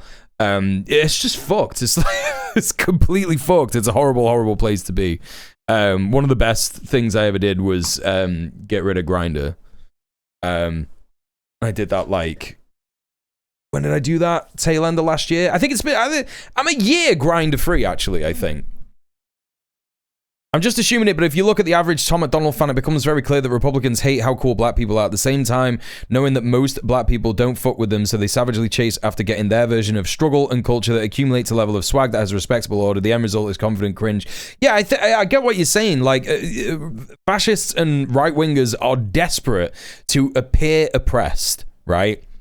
And I think that is because they understand, people like Tom McDonald understand that if any solidarity was built between the white working class and black people, the black working class, I mean, you know, black people are, you know, overwhelmingly working class in America, even to the point of being in an underclass with the prison system. If there's any solidarity between, you know, white working class people, black working class people, it's over. It's over. Right, it's over for people like Tom McDonald who get their money, you know, from exploiting people and shit like that, right?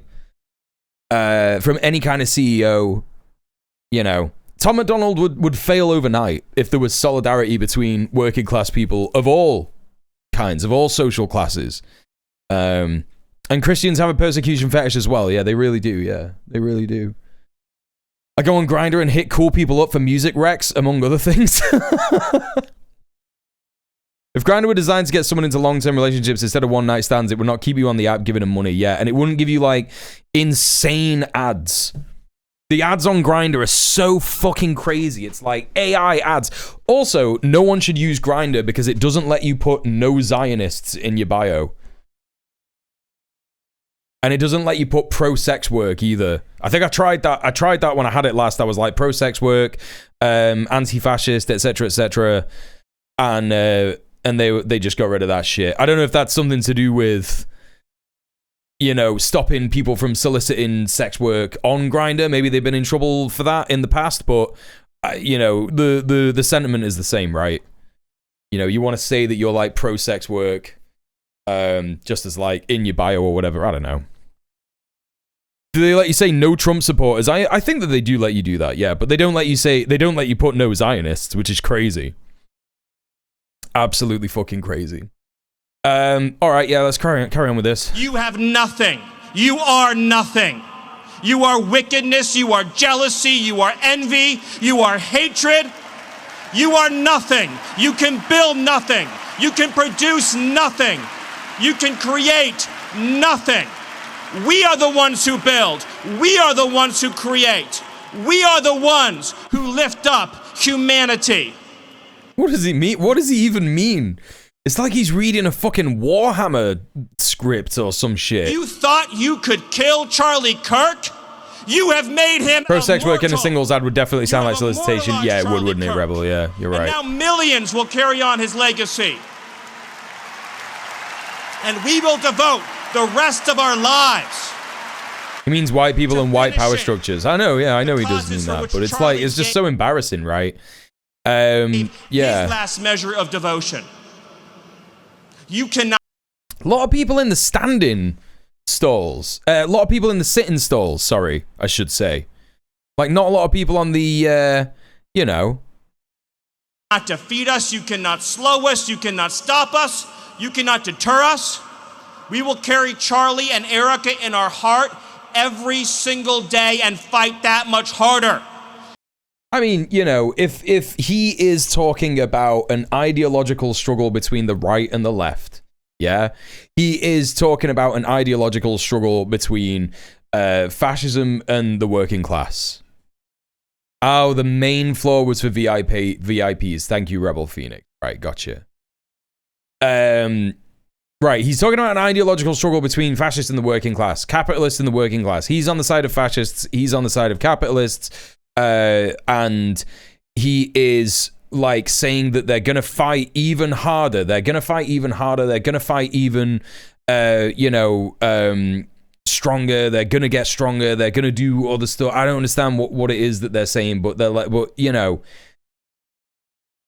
And it's like, what has he got? They've got Charlie Kirk, this one guy. Who else do they have? Who else are they carrying in their heart? Hitler, Mussolini? Stephen Miller is 40 years old. That's pretty sad. What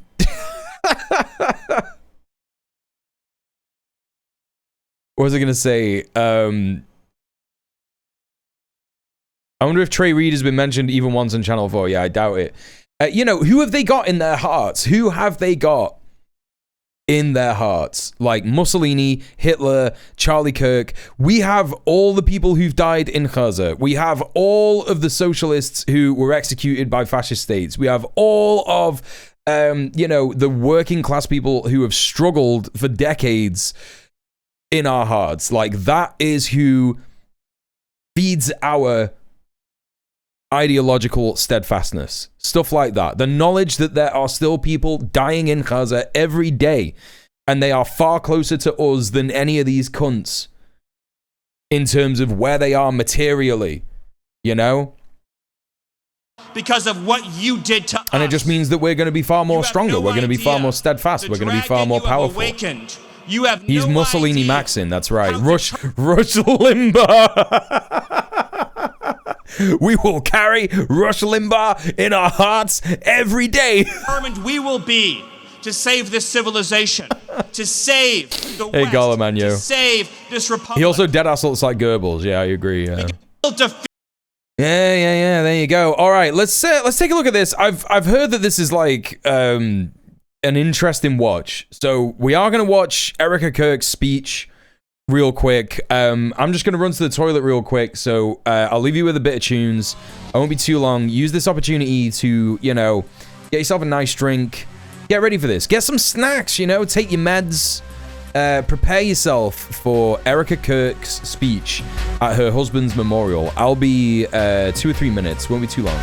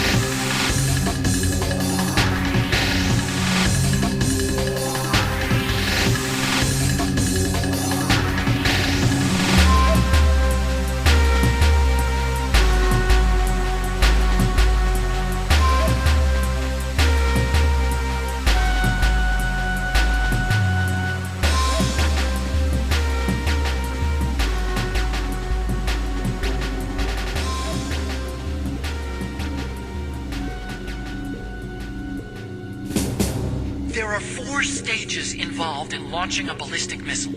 The first one is the boost stage. It starts at the point the missile is launched and ends after all the rocket fuel is burned and the missile is propelled into the exosphere. The next stage is the post-boost stage. It starts after all the fuel is burned and ends after the re-entry vehicle is ejected. Next is the intermediate course stage. It takes place after the re-entry vehicle is ejected and lasts until the missile enters the exosphere. Then comes the final stage. It starts when the re-entry vehicle enters the exosphere, and it lasts until it reaches its ultimate target on the ground. Missile defense systems use military satellites to detect rocket emissions during the initial boost stage of a missile. But this new nuclear weapon employs the railgun's ability to fire projectiles at ultra-high velocities instead of using a rocket. That's why it can't be detected by today's missile defense systems. And on top of that, the re-entry vehicle also uses stealth technology. It's so accurate that its 50% zone comes close to 50 meters. That's as good as the best ICBM. A highly accurate, undetectable, uninterceptable nuclear weapon. We wouldn't even be able to tell where it came from. And that's not all. A standard ballistic missile uses a 2-stage or a 3-stage solid fuel rocket for its propulsion system. Besides costing lots of money, safely maintaining the solid rocket fuel and readying the missile for launch requires a... Okay. All right. A railgun launched nuclear warhead avoids all of those problems. And it's cheap, too. We are back. Perfect nuke. A general's dream. We are back. All right, let's take a look at this chat. Full speech, Erica Kirk at the Charlie Kirk Memorial Service. Let's see what she's got to say.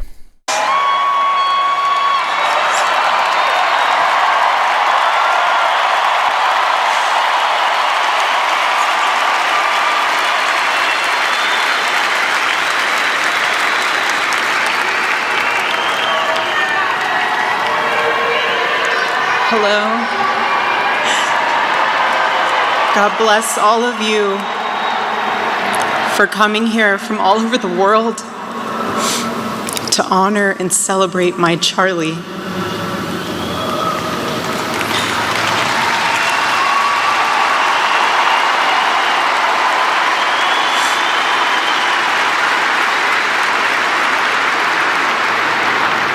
Just a few miles from here, 2 years ago at America Fest 2023, Charlie delivered a speech. Hey Al, what's good? Do we know who flew in for the do? USA Faith event. I don't know. Charlie loves speaking off the cuff. He's very good at that. Loved. Without a script. Sorry, loved. So I personally didn't know what he was going to say.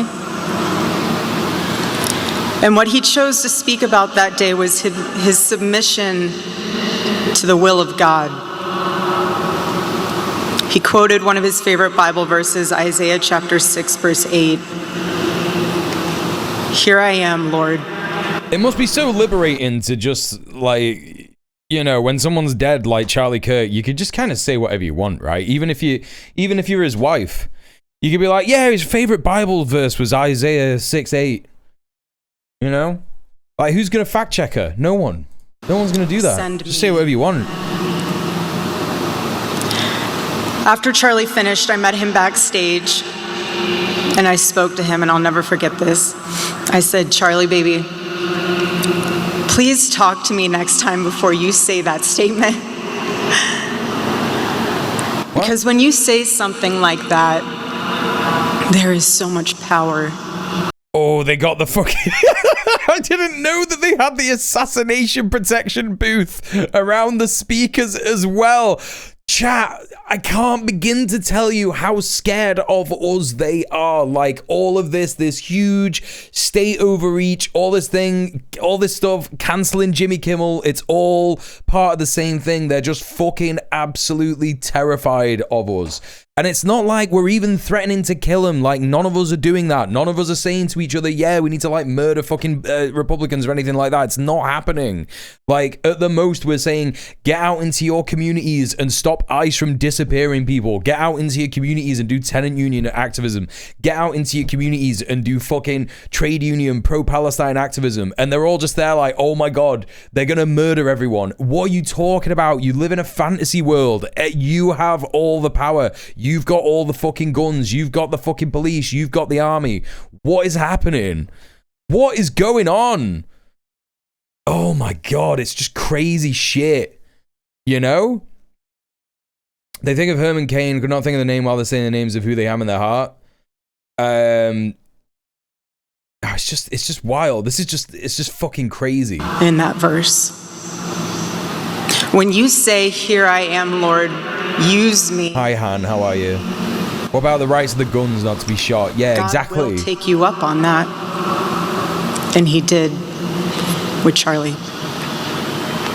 Castro with his moral vest, exactly. They don't know why they're applauding. Chat, they have no idea why they're applauding at all. Like, what the fuck are you talking about?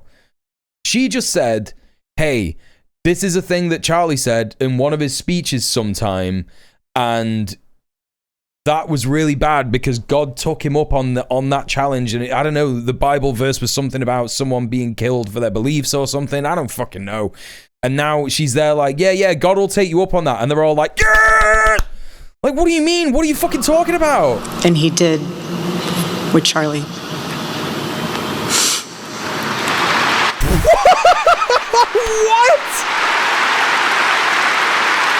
What do you mean? It was like a good 5 seconds of silence.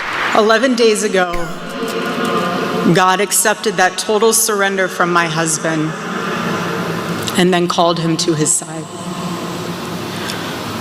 More than anything, Charlie wanted to do not his will, I know that they're a death will. cult, but I just don't know why they are. I don't know why. I just don't think that they know that they were supposed to applaud there. I just don't think that they knew that. I think that she wanted them to applaud, but I don't think they know why.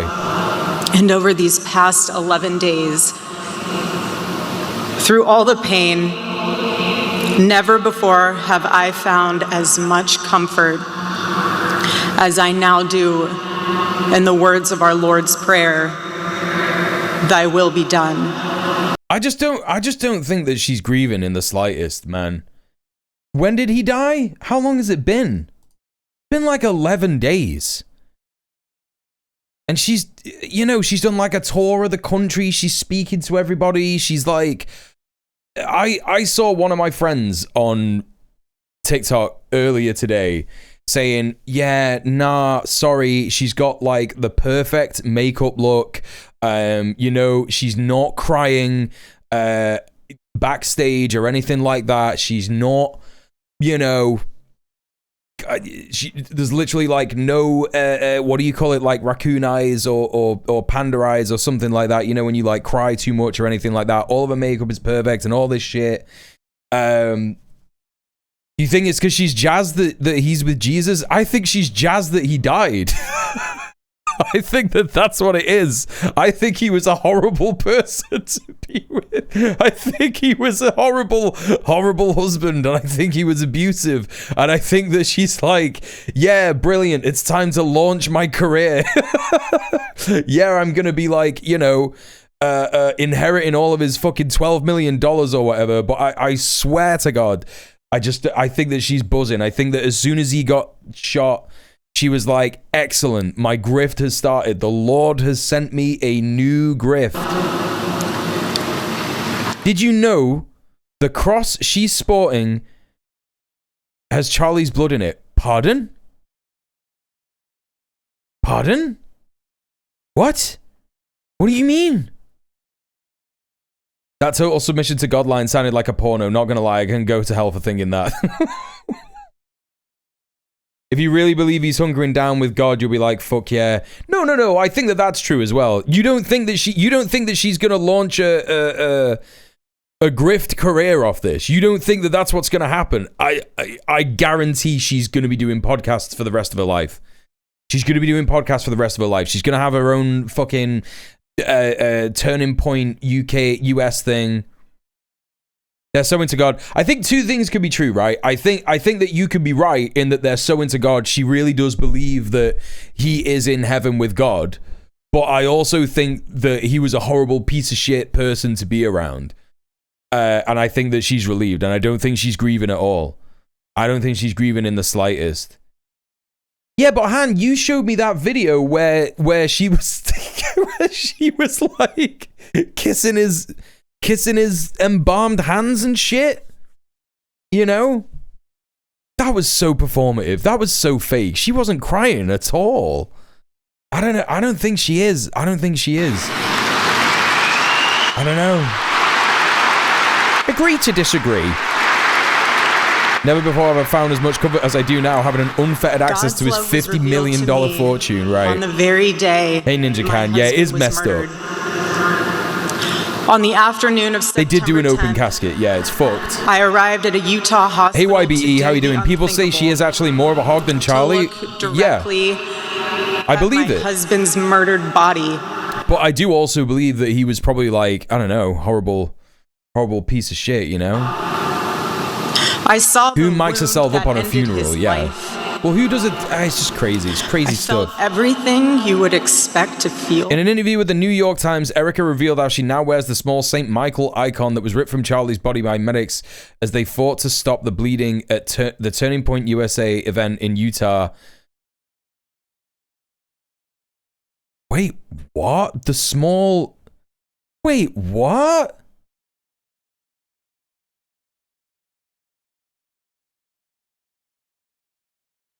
It wasn't the cross.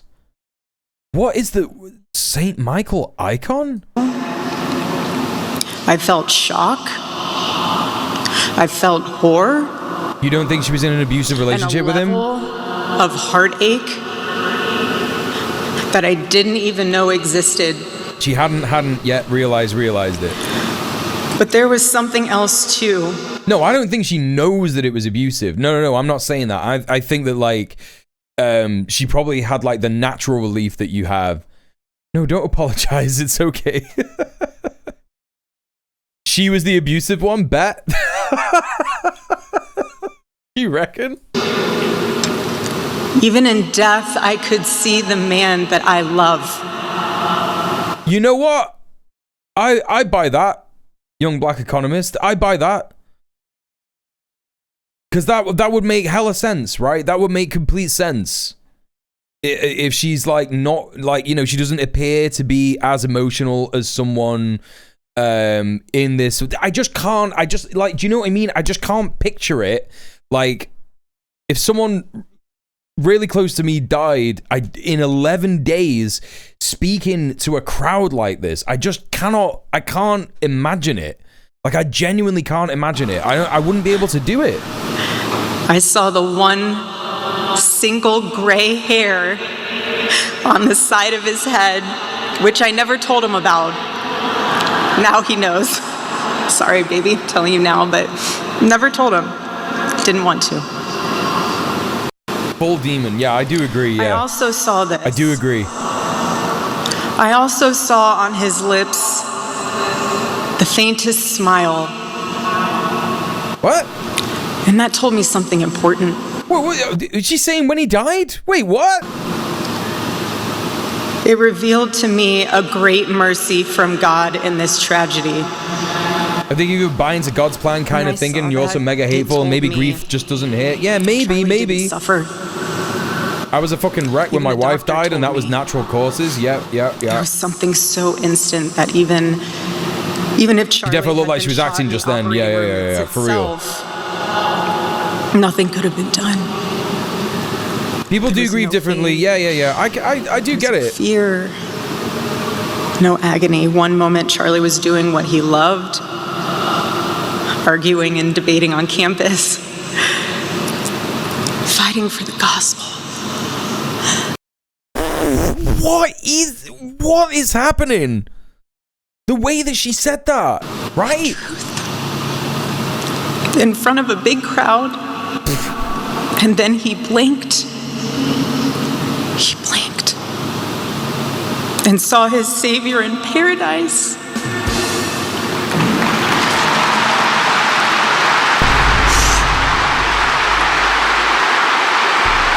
Sorry, chat. The soundboard is just like malfunctioning. I don't know what's happening.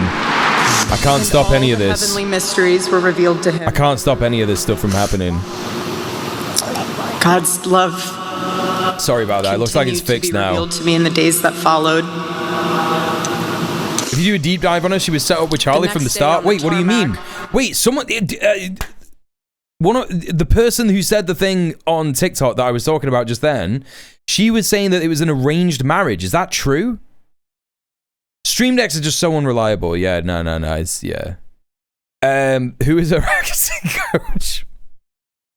I also think to be grieving that publicly must be insane. The rest of Turning Point. Whoa! Rob! It's Rob!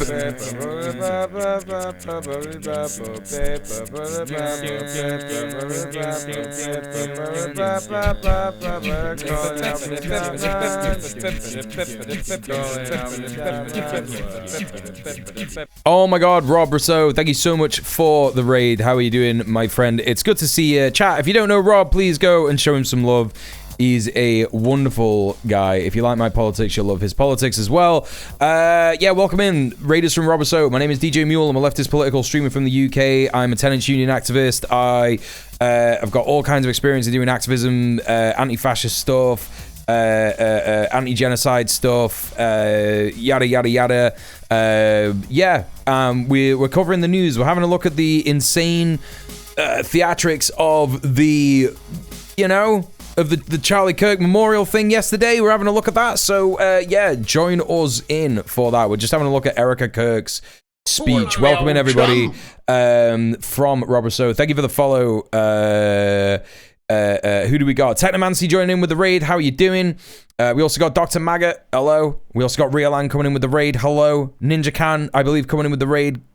Welcome in. Splish Splash, I was taking a bath. Hello. Legend Antics, it's true. Risky Verse, how are you doing? Good to see you. Sentient Natalie, hello. It's good to see you. Parkour's Language, welcome back. Welcome. Little Baby Beef, hello. Who do we have? Yes, I think I got everybody. You're right, Al. Yeah, such a sad timing for a technical glitch. There's nothing I could do. Yeah, absolutely. I do know what you were saying there, Han. Yeah, the rest of Turning Point will have been pushing her to show face. Yes, I do know what you were trying to say. Yeah. In Air Force 2, I confronted Usha Vance. Also, I guess I'll take this like mini interval to just say TikTok. If you're watching on TikTok live right now, please consider joining the chat on twitch.tv, because then you'll also be able to see what I'm watching, what I'm reacting to, and I'll be able to interact with you a lot better, because I don't know what the fuck I'm doing here on TikTok live. It says on TikTok live I've got 12,500 likes. Does anyone know what that means? Do any of you know what that means? What does that mean? Does that mean I've got 12,000 people liked the stream? Is that something that's happened? Or is that just like one person doing it over and over again? I held her hand and is that how that works? Honestly, I do not know how I'm going. It looks like it says one person is watching. She told me something. She said, you can spam like, right, thank you, Aslan. Yeah, I think one legend on TikTok live might have like... Things are crazy. Kids are not done it 12,000 times. Toys are flying everywhere and everyone's screaming. Blowing up on TikTok. I cannot wait for this flight to land. That's right. That's right. And it's 15 minutes before you land. This is so forced. Yeah, I believe it. I believe it. You will get through these 15 minutes. That one MOBA player, yeah. And the next 15 minutes after that. Usha, I don't think you realized it then, but those words were exactly what I needed to hear. But most of all, God's mercy. No, the Rapture's tomorrow, B-Rat. It's tomorrow. Revealed to me these past 10 days. After Charlie's assassination, we didn't see violence. We didn't see rioting.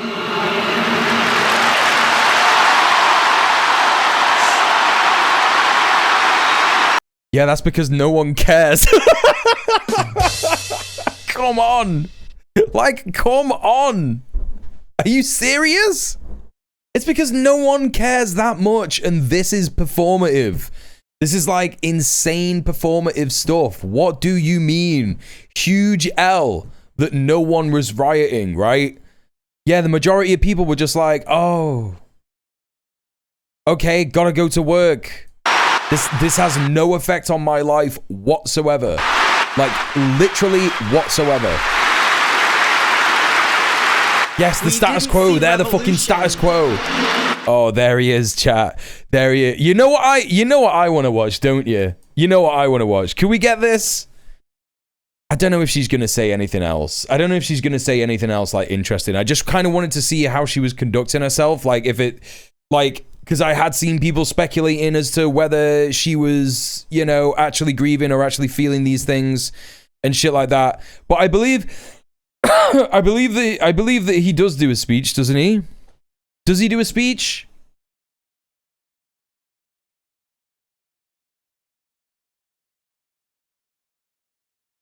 Did he do a speech at the memorial? Oh my god, he did, didn't he? He's my favorite boy. He's my favorite boy. Ah, let's do it. Here he is. Here he is. Oh, buddy. The pyrotechnics are insane. Charlie's overarching passion was his Christianity and his devotion to his God. He believed what St. Francis taught us almost 1,000 years ago, that we should strive to live our lives in perfect imitation of Christ. That we should turn every day and every moment and every interaction into a prayer. And Charlie understood the great paradox that it's only by surrender to God that God's power can flow into our lives and make us effective human beings. Christ died at 33 years old, but he changed the trajectory of history. Charlie died at 31 years old. Because he had surrendered, he also now has changed the trajectory of history. Every time he speaks, he looks like his face is gonna collapse in on itself. Hey, Palsy999, yeah, how do you lie this hard? Charlie's other passion he's saying that Charlie Kirk is the same as Jesus here. Like, that's what he's saying. Free speech. He understood that the free flow of information was the soil, the water, the sunlight for democracy. He understood democracy's great advantage was... Riolan, thank you.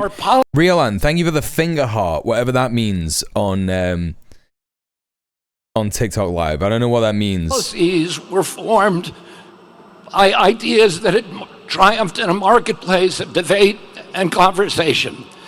What? He thought that conversation was the only way to heal our country. And this was important. What is he saying? Important during a technological age when we are all hooked into social rhythms, social algorithms. Social rhythms. That are hacked into the reptilian cores of our brain and amplify our impulses for tribalism. What is he saying? Hacked into the reptilian cores of our brain. My brain hurts thinking about it.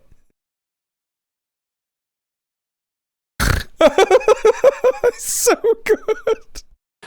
That are hacked into the reptilian cores of our brain and amplify our impulses for tribalism and for division. He felt that the only way to overcome that biological impulse was with a spiritual fire and with developing community, and the only way to develop community was through conversation. And so he always gave the biggest microphone to the people who were most passionately aligned against the biggest microphone. He had a selection of microphones. We're just learning this just in. Charlie Kirk had a selection of microphones that he would give the biggest one. He would give the biggest microphone, the largest microphone to the people he didn't like. He believed that we need to talk to each other and that we needed to be able to say what we mean with like the glazing of it, like just like putting the insane visage and like person of RFK Jr. to the side for 1 second. Like, the way that they are glazing him is that they are saying that, like, no, he loved to have conversations. He loved it. Those conversations, more often than not, consisted of him talking to, like, trans people, being like, yeah, you should just detransition. Like, yeah, you shouldn't. Yeah, no, it's just that you got a mental illness. You should, like, institutionalize yourself. You know, all this kind of, like, talking to black people, like face to face, being like, yeah, but your people are just, like, more likely to commit crimes and you should, like, do better. Like, that's, like, what are you talking about? What the fuck are you talking about, dude? without saying it mean. A few years ago, my brother David died. And I asked my mother, does the hole that they leave in you when they die, does it ever get any smaller? And she said to me, it never gets any smaller. But our job is to grow ourselves bigger around the hole.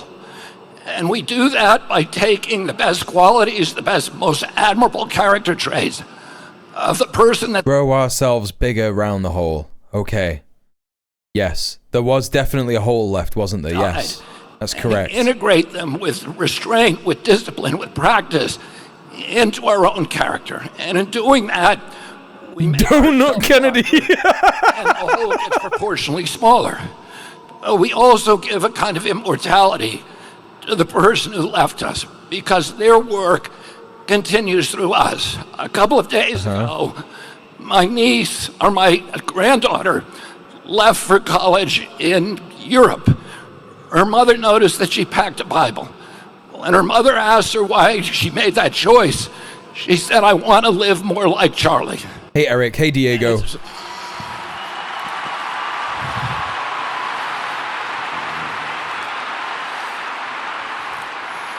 In one of my first conversations with Charlie in July of 2021, we were talking about the risks that all of us take when we challenge entrenched interest, the physical risk. And he asked me if I was scared of dying. What did he say? July of 2021, we were talking about the risks that all of us take when we challenge entrenched interest, the physical risk. And he challenge a trans interest. And I said, it's the physical risk. And he asked me if I was scared of dying. Dude, he asked you that because of all that stuff that's going on there. Like, like all this stuff. And I said to him, there's a lot worse things than death. And living like you, dude. One of those things is if we lost our constitutional rights in this country, I don't mean... And that our children were raised... Look, this guy has done insane things to his body with, like, woo medicine. You know what I mean? That's what I'm referring to.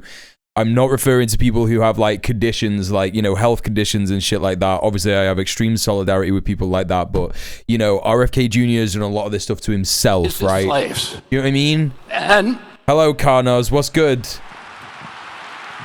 Heroin? He did heroin? Wait, what? I said to Charlie... I said, sometimes the best consolation we can hope colloidal silver poisoning, that's what I mean. With our boots on. Well, Charlie died with his boots on. And he died to make sure that we didn't have to undergo those fates that are worse than death. Oh, they're really trying to Jesusify him. They are really trying to Jesusify him. He is literally being like, he died so that we won't have to. What?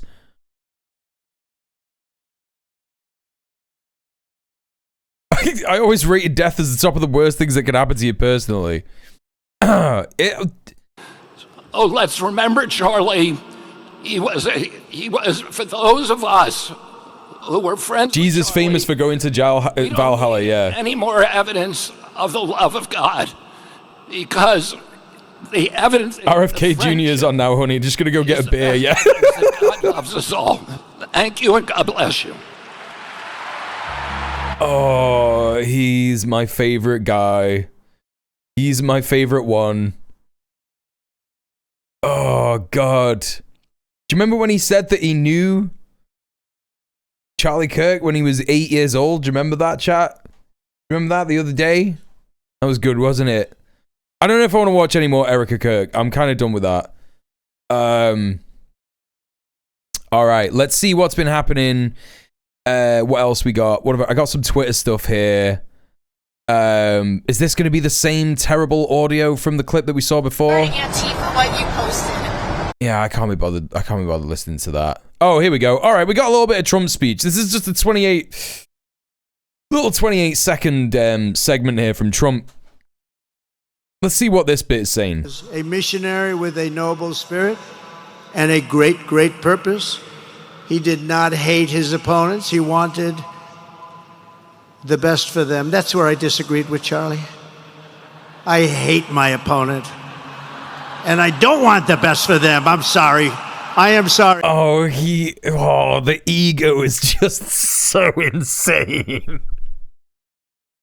He's using this whole thing as an excuse to just be like his stance and everything. Like, look at his stance here, man. Like the way that he loves doing that thing, like where he looks on the you know, he looks at people from the side. A missionary so with a zesty noble spirit and a great, great purpose. Like, look at his stance. He did not hate his opponents. He wanted the best for them. That's where I disagreed with Charlie. I hate my opponent. And I don't want the best for them. I'm sorry. I am sorry, Erica. But now, Erica... People are like screaming for that. They're like, yeah! Can you imagine even spending 10 minutes with that sense of self-importance? Yeah. It would just be so fucking crazy. Like, he does not live in our world. None of these people do, right? None of these people live in our world. Oh, hey, Buddy Bebop, how you doing? Welcome in. It's just crazy. It's just crazy shit. He's doing a pickup artist technique on the crowd. Yeah. Absolutely wild. Absolutely wild. Here he is saying some other stuff. Violence comes, and the violence comes largely from the left. You don't hear that from too many people, do you? And yeah, you don't hear that from too many people because it's not true. What are people doing in response to this? Let's take a little look at this. This happened on the 19th of September or the 18th of September. I think it might have been the Thursday, like a week after Charlie Kirk died, or was it would it have been the Thursday or the Friday? I'm not entirely certain. But a bunch of legends decided to do a mini demonstration in Times Square. Fuck Charlie Kirk! Fuck Charlie Kirk! Fuck Charlie Kirk! Fuck Charlie Kirk! Fuck Charlie Kirk! Fuck Charlie Kirk! Fuck Charlie Kirk! Fuck Charlie Kirk! Fuck Charlie Kirk! Fuck Charlie Kirk! Fuck Charlie Kirk! Fuck Charlie Kirk! Fuck Charlie Kirk! Now you guys gotta get fuck Charlie Kirk! Fuck Charlie Kirk! Fuck Charlie Kirk! Fuck Charlie Kirk! Fuck Charlie Kirk! Fuck Charlie Kirk! Fuck Charlie Kirk! Fuck Charlie Kirk! Fuck Charlie Kirk! Fuck Charlie Kirk! He was a racist! He was a racist! He was a racist! He was a racist! He was hateful! He was hateful! He was never like Martin Luther King! He was never like Martin Luther King! Nothing at all. Nothing at all. Nothing at all.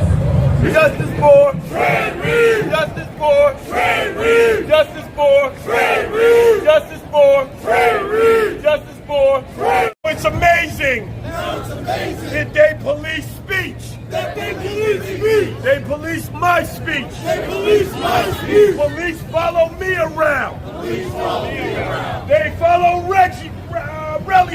They follow Reggie around. They want to police us. They want to police us for speaking for freedom. Times Square, Oxpecker. People can spread hate. And get national holidays. That's why. I can't stand the police. They follow Martin Luther King Jr. They helped kill Malcolm X. But they protect people who hate us. The medical said there's no foul play. The medical said there's no foul play. Bullshit. Hey Mia, what's up? It did not happen today. This is from last week, Thursday or Friday, I think. Mississippi is racist. Mississippi is racist. They got racist doctors. So they are referring to here, this guy here is referring to Trey Reed. I covered the story on stream last week, and I have put out a video on my Twitch Clips channel. So go and check that out if you don't know about Trey Reed. In that video, I talk a bit about how, it's not been reported on, about how we can't really trust these initial reports, these initial coroner's reports, because they've been done by the police, who are fucking literally the university campus police. There is also another black young guy, Corey Zukatis, who was found hung from a tree recently, after Charlie Kirk's shooting. These two young black guys were found hung from trees. I don't know where Corey Zukatis was, but Trey Reed was in Mississippi, right? And like this comrade is saying in a little bit, it is absolutely the case that Mississippi law enforcement, all the kinds of sheriff departments and shit like that, engage in racism and covering for their racist cop friends. It just happens. There were rumors that the kid had broken bones. And again, like black people say all the time, like all the black NGOs that are out there, like NAACP, black people do not kill themselves in that way. It is it's a complete absurdity to just be like, this black kid hung himself from a tree that he had no connection to the first month that he is in college, right? Absurd. Just completely absurd. It's difficult to discuss black censorship because everyone does it, but no one wants to be held accountable for what they do. Right, exactly. Hello, Baldwin's Ghost. Little talk about a lot of most visible people against this censorship are black people, aka a group that Kirk openly hated. Yep. Exactly. Emmett Till was in Mississippi. History is a flat circle. Yes, exactly. And it is so fucking obvious, especially with that fucking evil Forgiato Blow tune that I'm not going to play again, coming out literally a day after Charlie Kirk got shot, or like maybe the weekend after Charlie Kirk got shot, saying, hang him up high, find a tall tree and a short bit of rope, right? It's blatant. It's blatant. It's just completely absurd. The medical said there's no foul play. The medical said there's no foul play. Bullshit. Mississippi is racist. Mississippi is racist. They got racist doctors. They got racist judges. They got racist cops. They got racist cops. Yeah, it's true. So, always important to highlight people on the ground doing stuff. Speaking of people on the ground doing stuff, let's take a look at what happened last week. Well, this past weekend, in Broadview in Chicago. So this is ICE moving into Chicago. They kind of quashed this a little bit in talking about it on the news. They kind of stopped talking about it just in general. Like Trump stopped answering questions about it, told his sycophantic media to stop asking him questions about it. And but ICE are there, they're doing it. They are doing horrible police, evil fucking Gestapo shit in in Chicago. So just a little bit of discretion advised here. You know, there is going to be some cop violence here against this lady in particular. So just preparing everybody for that before I click the play button. But yeah, these people on the ground here were pretty fucking brave. Pretty fucking brave for standing up to these piece of shit, overly militarized police.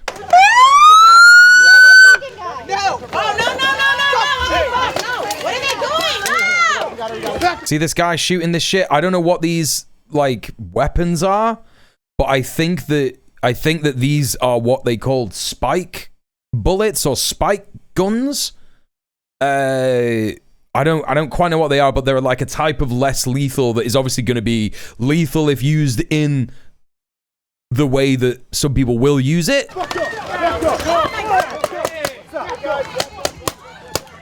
Oh my god. I did see Kat Abu Ghazali getting thrown into the ground by ICE agents, yeah. Yeah, I don't know if they are paintball guns, I'm not sure. ICE have been using these guns for the last year, and I think that they do contain like some kind of bullets in them. Pepper balls, right? Okay, pepper balls, right?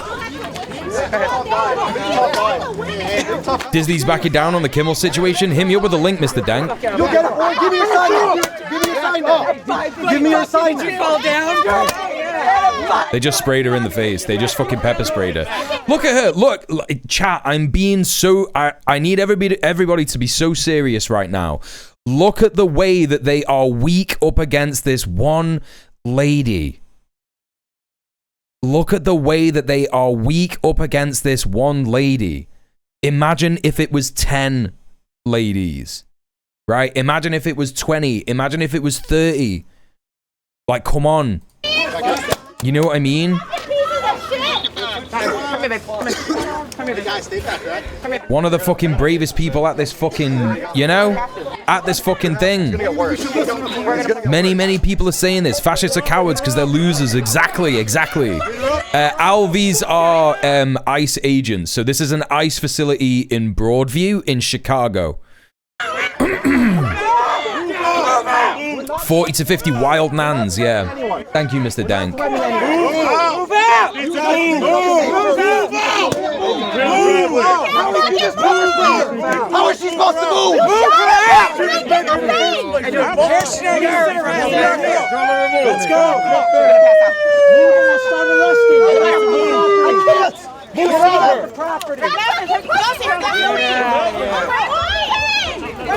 That's good. Aiming snipers at protesters, yet sign of a free country. It's good stuff. Wait, are these counter protesters? Wait, what? Someone's got like a thin blue line flag? Oh, what the fuck is happening? Oh, okay. Oh, okay. Get your boy! These people... Okay, I'm not... Obviously, that was like horrible. That was like a horrible, evil fucking thing that guy just tried to do. What I'm laughing at is watch how all these agents act, chat. Like, watch how they all act, yeah? So, some kind of altercation happens here, not sure what, but it looks like maybe counter-protesters. Yeah, this guy's got an American shirt on. This guy's got a thin blue line flag. This guy's got like a super Zio. Is that like Superman but a Z for like Zionist, like super Zionist or some shit? I don't know. These appear to be counter-protesters, and there's some kind of altercation that's just happened, and this federal agent is getting in between them. And during this, he decides he's gonna do the thing that he saw the UFC guy that he likes did on Saturday night's fight, and he tries to put her in a triangle choke. And his boys... His boys are like, nah, don't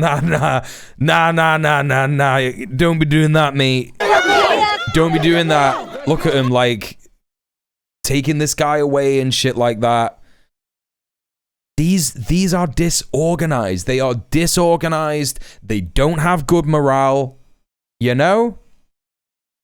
Oh, it's just the new Superman logo. Right, okay. Yeah, not in front of the cameras, probably. Yeah, extremely poorly disciplined. I was saying this when I saw the resistance to the ICE and the ATF and what's the other department? They get like three. There's like three departments that they have, right? There's ICE, the ATF, and the FBI. And they all come in together, and you know they sacked a bunch of people from all these departments, and they've hired, yeah, exactly like Al says, they've hired a bunch of racist dads who signed up to, just like 1 week ago to, fight some liberals because they hate liberals. And probably the reality of what's happening is that they are not getting, despite the overwhelming massive funding package that they got approved, it went through Congress, right? Yeah, the CIA turn up with these guys too as well, yeah. Despite the amount of money that they are getting, they're into this shit and they're like, oh, wait a minute. We don't get to like sleep in real beds and we have to like stay in a hotel down the road sometimes, and we don't get any food on the job and we don't get any breaks, and like they haven't trained us and we don't really know what we're fucking doing. You know what I mean? Look at these guys in the shot. He's in jeans. Exactly. They don't have like a set uniform. And they're getting pushback all the time. They're getting called fascists. They're getting called, psycho piece of shit Gestapo people, and they're not going to be immune to that kind of shit. They're not going to be immune to it at all, right? Yeah, your boy. What the fuck is wrong with you? You said get off the property. We did. We got off the property. You tell me over here to beat her ass. What the fuck is wrong with you? That's disgusting. You tell him to back up. Like, they can see that this guy clearly works for the hospital, like the local hospital. They're like, yeah, this guy's just like a normal guy. There's no way that they can handle even semi-organized communities. And that is actually provably true, because there are many communities who are doing training on how to defend against ICE. And LA is leading the way in this, because obviously LA was one of the first places where they had the National Guard deployed, because there was so much of a resistance against ICE in that place. Like, yeah, these guys are absolutely counter-protesters. This guy's got a MAGA hat on. What is going on? Look at these fucking losers, man. Yeah, they got chased out of LA suburbs, exactly. There was an instance of people slashing all four tires on an ICE van. Yep, that's absolutely right. What's her name? What's her name? Oh, check them out. They're de-arresting her. They're de-arresting her. Yep, just hold on to her.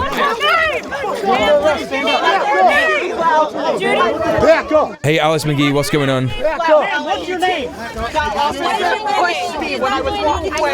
It was 789. ERO. What's that, chat? ERO? This acronym on this guy's back? Fuck you. The guy just being like, fuck you. Is he from Milwaukee? Fuck you. Fuck you. Why do you think you're gonna be here? We're just coming down to Chicago. Switching up the zip ties. Push it in? Yeah, let's go. Yeah, let's go. With you? Yeah, go back. What are you guys doing? That's not part of your Enforcement and removals operations. So it's just basically a different branch of ICE then, yeah? Yeah, that's part of your fucking job. Oh, you guys get it. Wait, why is this guy laughing? What happened? Alright, so I think that like some other stuff happened. Back up, we gotta get the cars out. Who's in the car? Fascist! Back up. Okay, so they're trying to disappear people here, and there's people trying to line themselves up in front of the car. Yes, you are. You're not moving. Wait, isn't that guy like a counter-protester? What is happening? Back up from the vehicle. I'm backing Back up from the vehicle. I'm backing up. Shame on you. Oh, what the fuck? You were stopping him from leaving, man. You could have stayed. Ah. Shame on you. Fucking shame on you. Shame on you. Shame on you. Pull it up. What's your name? Are you so proud? You're proud. You're proud. You're proud. Back up. Show us your face. Do not impede the vehicles. Get out of the way. Do not impede the vehicles. Like, they're not even acting how cops act, right?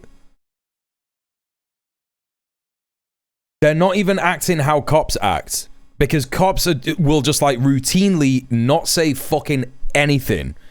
You know what I mean? If they know that they're being filmed specifically, like there's zero discipline here. They know that all of the fucking stuff here. Do you know what I mean? Nah. You are right. Yeah. It was a sound call to back off. You're right. You're right. Yeah, because well, they've just had no training. They've had no fucking discipline whatsoever. They're just like random dads, random fascist dads, right? I don't give a fuck. Show me your face. Show me your fucking face. Back up. Show us your faces. Back up. Show us your faces. Back up. Show us. Palsy says, "Is all this necessary? What is all what necessary?" Be proud. Be proud. You pushed. You fought. Be proud. Oh, he's not even worthy of the uniform.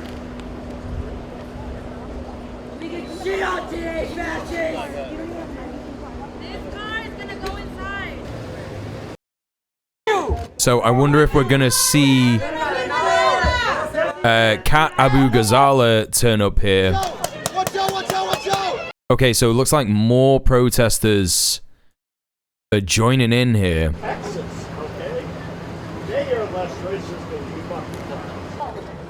The most divorced group of men I've ever seen. Whoa, what the fuck has happened to this guy?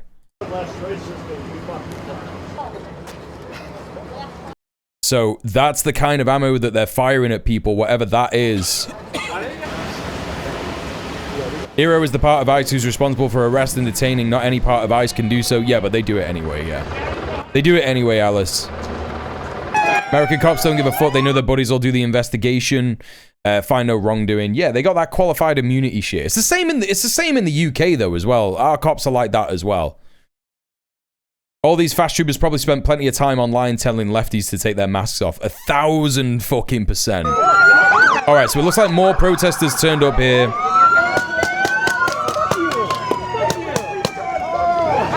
No such thing as a non-lethal bullet, right? Fuck you! Perfect, thank you. Go ahead! Go ahead! Watch out! Medic! It's because you are a So these guys on the roof are just like fucking firing things from paintballs that aren't fucking paintballs at the crowd. This is insane, man. This is fucking insane. Oh yeah, apparently this guy, I saw an image of this guy. Apparently he was stood there the entire time. Yeah, there'll be pepper balls, right? Yeah. Hey Raven, how are you?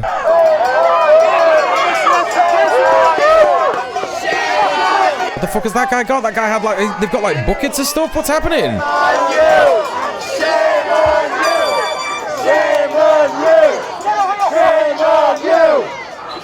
on you! Yeah, this is outside the detention facility in Broadview in Chicago, yeah. I'm gonna make a pan of gumbo, like what is happening? It's coming down!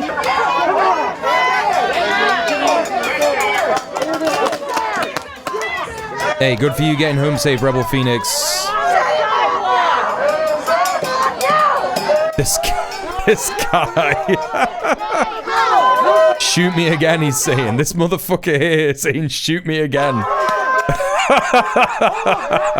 Utter legend. Oh, that's funny as hell. You are actually horrible. You are actually terrible. Hey, you guys have good aim. Bro right there is horrible. How can you not hit me? He's such a dick guy. That's all we can. I'm literally like this and you can't hit me. Oh my gosh, dude. Everybody okay? crap! Don't make me ashamed!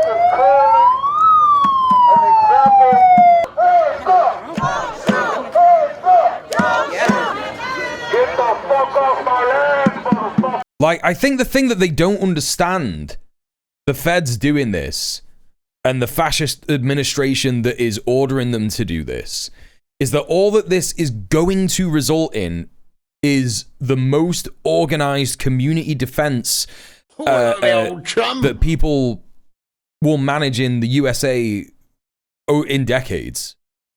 You know? I think the mayor was out there with the protesters. Yeah, I believe it.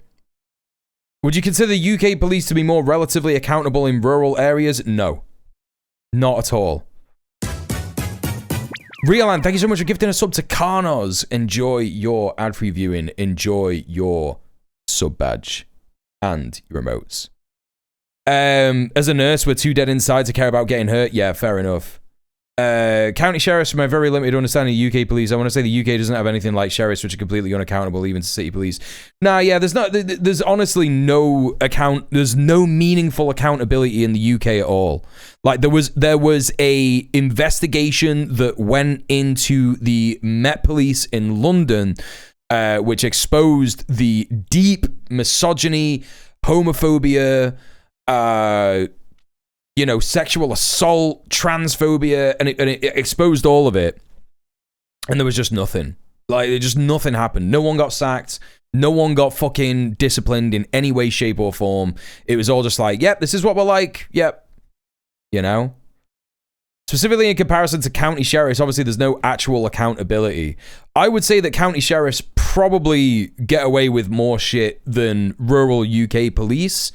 But that's only because I don't think that in rural UK communities there is the same kind of demographic makeup as in the USA. I think that, like, more often than not, you get like more poor people living in rural communities in the USA, and in the UK it's more rich people who live in those kind of areas, and it's just all white. It's just all posh white people, Depending on where you are, it's gonna be a bit different in some places. If we're talking small towns and small villages and stuff like that, it might very well be the case that there's more working class people there, but police in the UK are accountable to the Home Secretary, they just bat the blue, yeah. Sheriffs in the USA get away with more shit, yeah. I think that that's probably it, right? County sheriff is a total fuckwad. I've been told in his jail it's his rules and no one gets a say in there over him, yep. Yeah, for sure. Yeah, well, they're not... Yeah, okay, yeah. So they're not accountable to anyone in that way. But in terms of sheriffs, yeah, that's going to be totally different. But I don't know... They're still... Like, the police in the UK in rural areas are still going to get away with shit. Absolutely. 1,000%.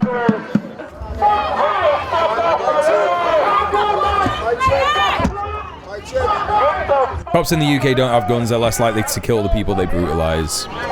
It depends, if they really want to, they will do it, right? They will do it. I was in the hospital earlier.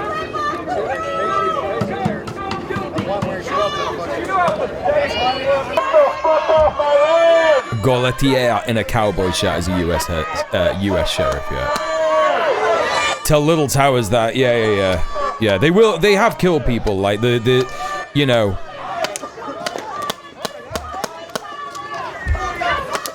Fucking hell, dude.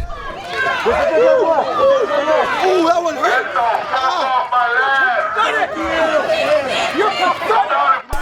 This guy's crazy. This is gonna look really good in your fucking court case. We gotta get your eyes right. Hey, we gotta get your eyes right so you can come back. In my area, a sheriff got caught on camera beating the shit out of someone that was detained in prison and nothing happened to him. Yeah. I imagine that would be the case in the UK as well. I think that that's happened in the UK. Like, the accountability is like... That's the thing. I think, like, what Monkey Sputum is saying in the chat is, like, the main thing in the UK, right? The Home Secretary is the boss of the cops, and they will just back the blue every single time. Is ashamed of you. Thank you. God is watching you. God is watching you. God is watching you. God is watching you. Can I get a link to this? Yeah. God is watching you. And you will pay for this. Come to the sidewalk because they're gonna keep shooting him. I'm telling you, he watched this guy. Le dieron la cabeza.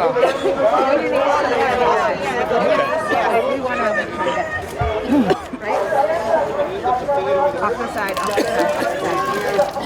Punk preacher, let's go. Get hit the top of his head.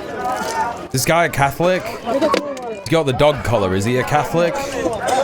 Or do they just like all wear these dog collars if they're a priest in the US? I don't know how it works.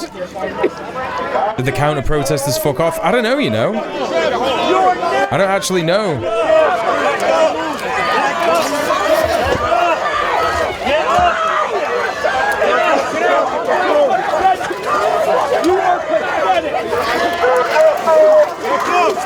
Okay, I love the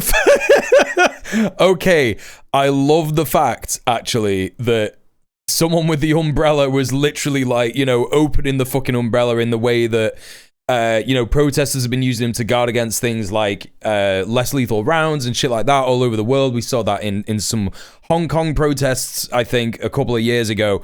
And I imagine it might have been effective for that. I don't know how effective it is just like one umbrella on its own, because obviously the cops will just like shoot other people around them, right? And but like regardless, this has caused such an issue. It's caused such an issue for the cops. They're just like, what the fuck is this? Get it out of my face. That's great. That's great. That's good. Take an umbrella to a protest, chat. Do it. Oh shit, people are throwing stuff. Oh shit, dude.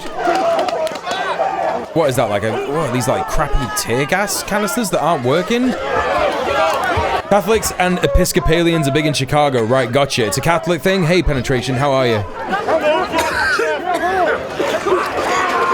Very Kingsman.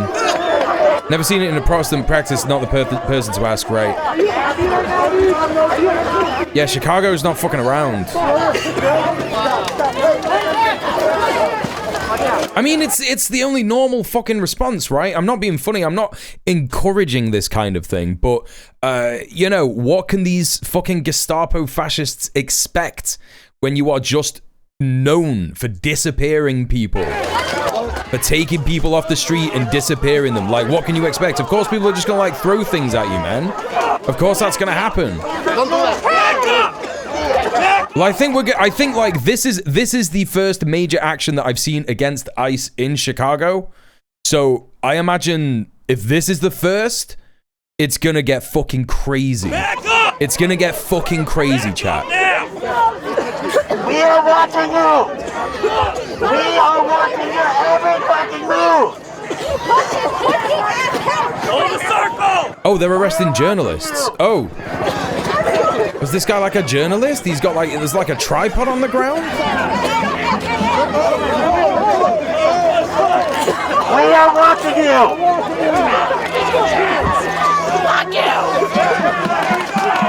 Everyone's getting violent. Everyone is like making these like physical threats to the cops. And it's like, yeah. Like, what do you think's gonna happen, man? If you keep pushing people like this, it is only going to result in defensive, you know, attacks, essentially. That's gonna be it. That lady got fucking tasered onto the ground. Oh my fucking god. Oh my fucking god. There's a fucking disabled person there, mobility disabled person there. Are you okay?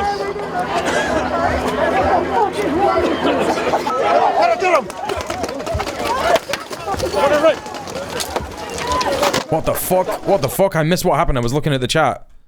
The fuck was that? That guy's still on there with the fucking, on top of the car with the sign. Are you okay? Oh, I thought that she got tasered and I missed it. Is that what happens?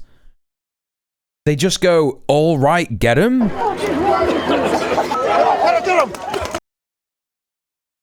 They just go, all right, get him. And then they like rush in and it doesn't really look like they know what they're doing.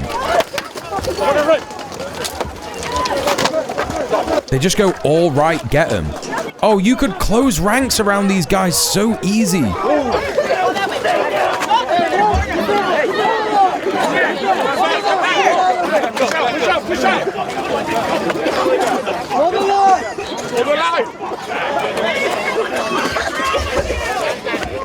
The feds here are having to say hold the line because they don't know what they're doing.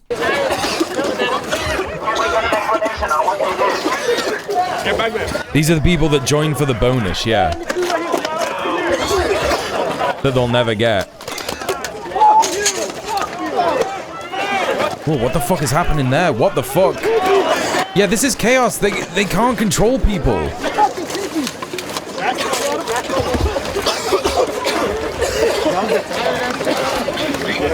Yeah, the video's in the chat, Alice, if you want to see the start of the whole thing. There you go. They're just charging off and leaving others isolated, yeah. So I was saying about the drones. Yeah, it would be a nuisance. Oh, cool. I guess that person, we're just not going to see that person again. Stop punching him! Hey, make sure to keep his airway free, alright? I know y'all don't like to do that.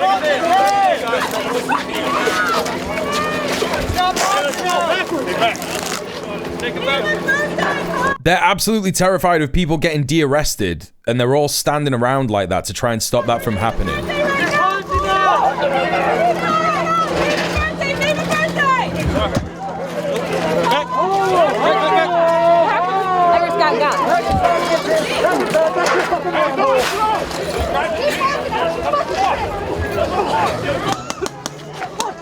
Just need to know if that twink is still on the car. I'm not out here blaming these people like that. Oh, this guy. Okay, chat. Look at this guy's eyes. Look at this guy's eyes. Seem like a leader of this group. So I'm just here. He's fucking scared as hell. He doesn't know what the fuck he's doing. He's got no morale whatsoever. He doesn't even stand by what the fuck he's saying right now. And his mates are being like, yo, back off. I know you know. He's looking around. He's scared. He doesn't know what's gonna happen. Hey, pretty big oof. How you doing? Welcome in. They don't have real cuffs. That's true. They could get snipped off. The zip ties could just get snipped the fuck off. You're fucking punches are the real hero here, bro. This is not the stance of people who feel confident in their ability to defend themselves. You like this? Show us your face. You like this shit? Thank you. You're fired. Thank you. Fired, boy. Show us your face. Hey, Radar. Show us your face. Take off your fucking mask. Find out who you are. The way that the protesters are threatening him as well is great in terms of like finding out who they are. That's the kind of shit you need to be saying for sure. We're gonna find out who you are. We are gonna find out who you are, man. You will be exposed. Like, there's already organizations that are doing this shit already, and I believe that Chicago is already gonna be doing this stuff.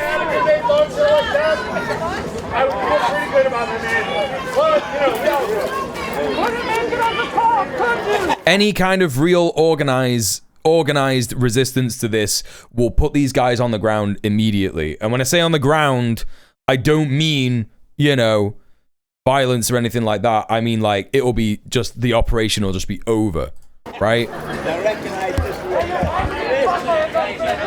Look, they're terrified of the umbrella. They're seizing the umbrella. Chat. Come on. They're like, no, this one umbrella caused too much fucking grief. That's wild. And yeah, look at this. They retreated into the fucking into the gap. Oh, they're just besieging them. Oh, this is great. This is great. Let them go! Antifa Advanced Defense Tech. Umbrella. These are now being submitted with the names of George Floyd, with the names of Breonna Taylor, with the names of Adam Toledo, Alvarez, with Trayvon Martin, Sonia Macy. All right, so there we go. There was that one video. It looks like the footage of Kat Abu Ghazala is not in there. But Kat Abu Ghazala is a person running for Congress in Chicago or Illinois at the moment, or she's running for governor. I can't remember. And at this one particular protest, I mean, it could have been a different day. This is 2 days ago, actually. So hang on, when was this? So that video that we watched just previously, I think was, so 2 days ago, that would have been the 20th. So that would have been, is that Saturday? Yeah, 22nd today, 21st, 20th, right. I think that might have been the same day. Earlier today, federal agents unleashed chemical weapons on protesters, elected officials, local congressional candidate, and local mayor. Defiant anti-deportation activists remain. Another protest is planned for 7 p.m. Okay, here's Kat's video. Thanks, Raven. Let's take a look at this. Yeah, so let's have a little look here. So that is Kat, I believe.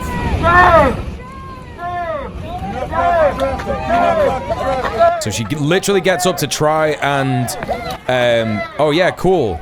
They just kicked her feet out from underneath her. So she literally gets up to try and stop this fucking car from leaving. And they pick her up and just fucking kick her feet out. Yeah, cool stuff, dude. Yeah. I mean, in the USA, they don't do it under the guise of keeping women and girls safe, right? They don't do that shit in the USA. They do it here in the UK. They say all the time, yeah, we need to keep our women and girls safe. It's this like fake recuperation of feminism that is like not related to feminism at all. But yeah, you know, if it was here in the UK, I'd be saying, yeah, really keeping our women and girls safe here, dude. But yeah, they don't give a fuck about that in the States, right? All right, yeah, so there's a couple of different angles here, but I don't think we're gonna like see anything else. Feds emerged to escort a vehicle out and a vehicle in. The crowd heckles. Just before this, one of the rooftop agents fired a few pepper balls right in my feet. Reinforcements or a shift change arriving. So that's what this was. One agent is carrying a chemical canister of some kind. If that's supposed to be a chemical canister, I don't think he's been trained on how to fucking handle it, dude. Like, what the fuck? Like, just like fucking flipping it around and doing all kinds of weird shit with it. Thank you for the follow. Fucking hell. Enough pepper balls have been fired to make the air pretty spicy, and that's probably like also going to be giving the fucking cops grief as well, right? Get the fuck off my land chant now. The crowd keeps growing. Cool. That's that bit that we saw earlier as well. More pepper balls. So yeah, that's what they're firing. Took some pepper balls to the face and shoulder. Who would Jesus deport? Yeah, there's footage of that guy. The car twink. Just still there at nighttime.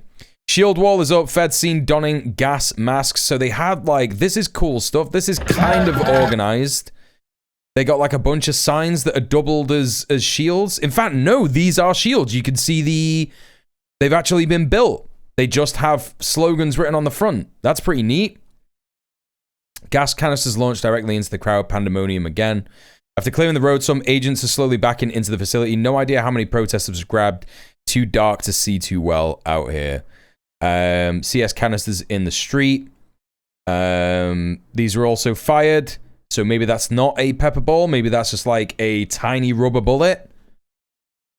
I don't know where Broadview is outside of Chicago, but I guess it's worth mentioning that Chicago is still insanely segregated demographically, redlining and all that. My only point is that I'd assume the areas like Broadview that are technically Chicago but outside the actual city would be less organized than within the city. Possibly, yeah. Possibly.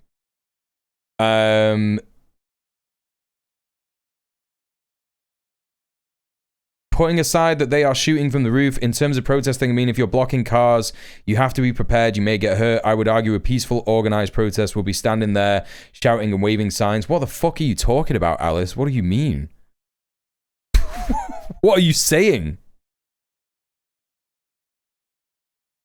I would argue a peaceful, organized protest will be standing there and shouting and waving signs. What are you arguing? What are you arguing for? Let's look at this. Let's look at this interview. It's very disappointing and it's very infuriating to see how this militarized action is still targeting our most vulnerable members of our community.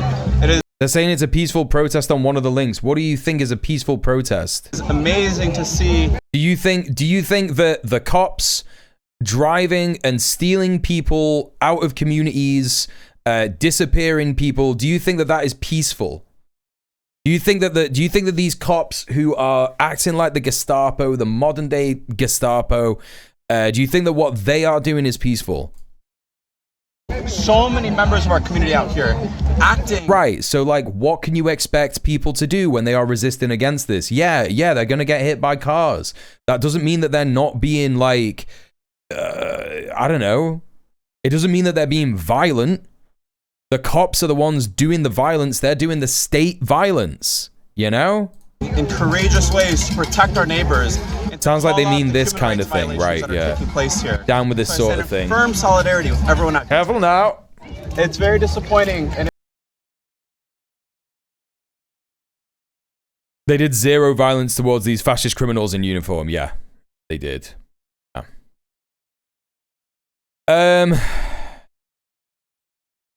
The feds keep emerging from the lot and then retreating. The sins it was to protect another group of agents arriving. After this, the gate closes. They fire off another round of pepper balls at people just because. It's language the state uses to define what violence is acceptable. There is no peaceful protest. Correct. Yeah, correct. God, I wish the creator of that show wasn't an asshole. Yeah. I protested today. Yippee, let me stream in. Where's all that Black Panther rhetoric people love to laugh about? At my local No Kings protest, there's always a 90-year-old woman shaking a sign that says, obey the law. Yeah, well. Yeah.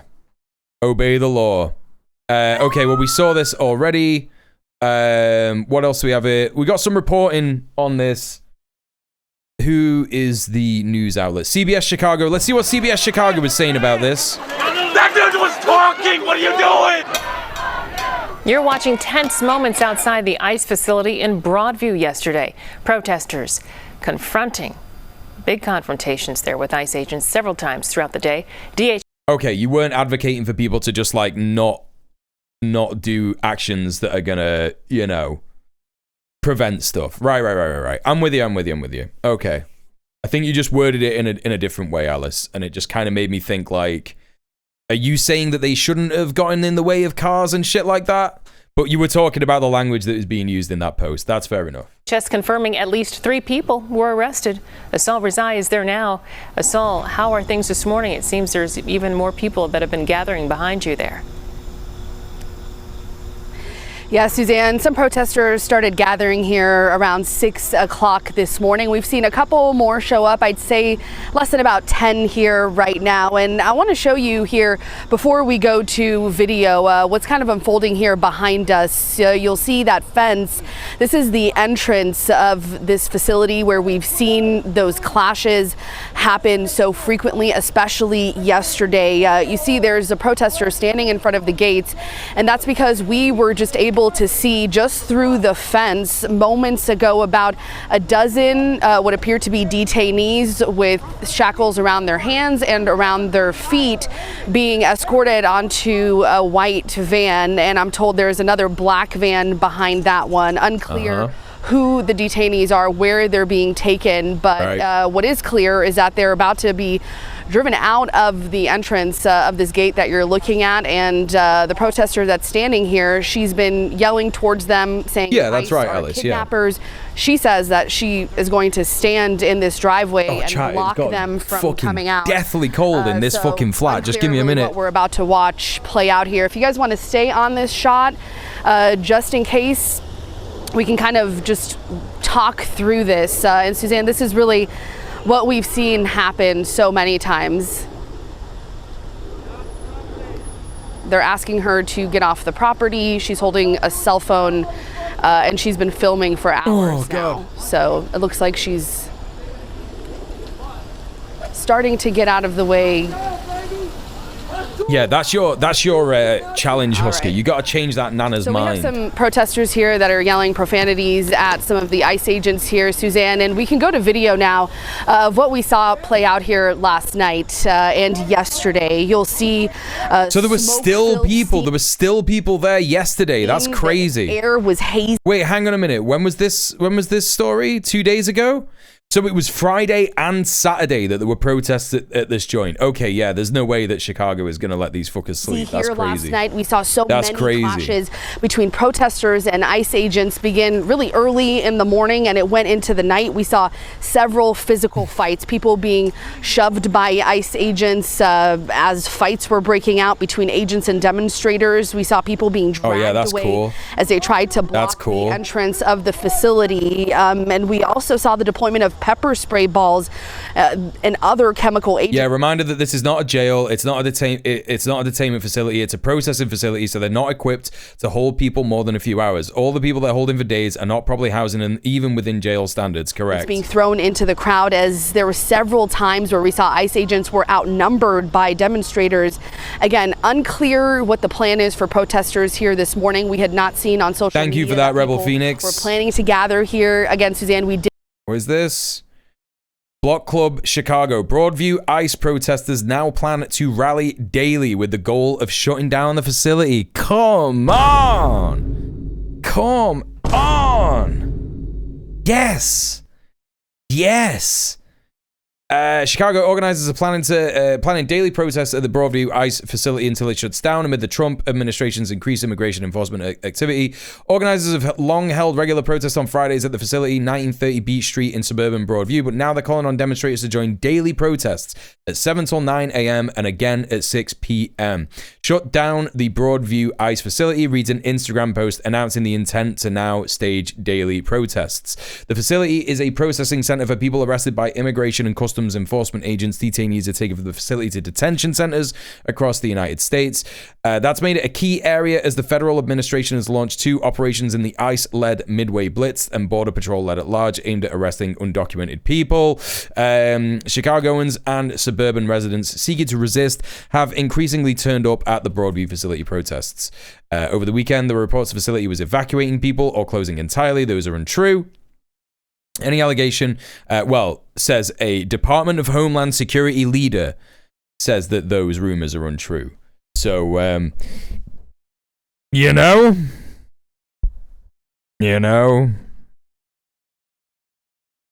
Any allegation that ICE Broadview processing center is temporarily closing is false, said Tricia McLaughlin, Assistant Secretary of the agency. Since Friday, rioters and sanctuary politicians have obstructed and assaulted law enforcement.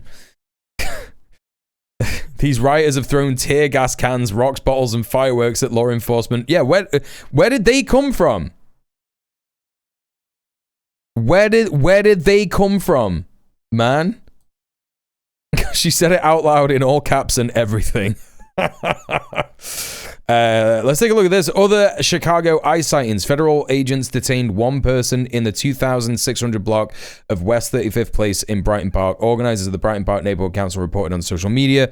Early Monday, organizers and neighbors spotted federal agents wearing black vests that read Police Engage Park in Chicago Lawn, West 63rd Street, South Kedzie Avenue, West 55th and West 63rd and South Rockwell Streets. Social media alert posted by the Southwest Side Rapid Response Team. So maybe a good follow. Maybe a good follow for you there, chat. You know? Who are these? BPNC, Chicago Brighton Park Neighborhood Council. Seems like a good follow. Southwest Rapid Response. Seems like a good follow. Give him a go, you know?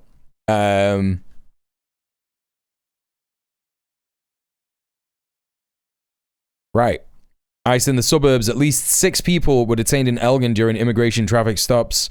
Hundreds of people and faith leaders arrived on Saturday at the Great Lakes Naval Station to protest the tactics that used by federal agents in Operation Midway Blitz. Right. Gotcha. There you go. Okay. Interesting. All right. So what else do we got here? So amidst all this, Trump is talking about sending the National Guard into Memphis, Tennessee. You know, again, I'll repeat what I think I saw some other chatters saying in the chat earlier. They are sending National Guard into places like Chicago because it has a high population of black people. It also has a high population of racialized people in general. That's why they sent ICE to LA. It's also why they sent ICE to, where was the other joint that they sent it to? DC. The feds to DC. And it's also why they're going to send the feds to Memphis, right? It's another black city, right? So let's have a look here. When will we get details on Memphis? Trump, quiet, you're really obnoxious. Let's see what he says. Going into New York too, Mr. President, and we're going to be going in quiet. You're really obnoxious. I'm not obnoxious, but I'm trying to ask you, what about your plans You are for really Memphis? obnoxious. I'm not obnoxious, but I am asking, what are your plans for Memphis? Many people want I'm to not going know to what talk the to you numbers are until gonna I be call like. on you. What are your plans for Memphis? Who Mr. else? Yeah, go President? ahead. Damn, I wonder why he was calling that one reporter. I wonder why he was calling that one reporter obnoxious, chat. That's crazy. That's crazy. Would it be to do with the questions that she's asking about Memphis? Going into New York too, Mr. President, and we're going to be going in quiet. You're really obnoxious. I'm not obnoxious, but I'm... He just fucking hates black people, chat. Like, I can't even begin.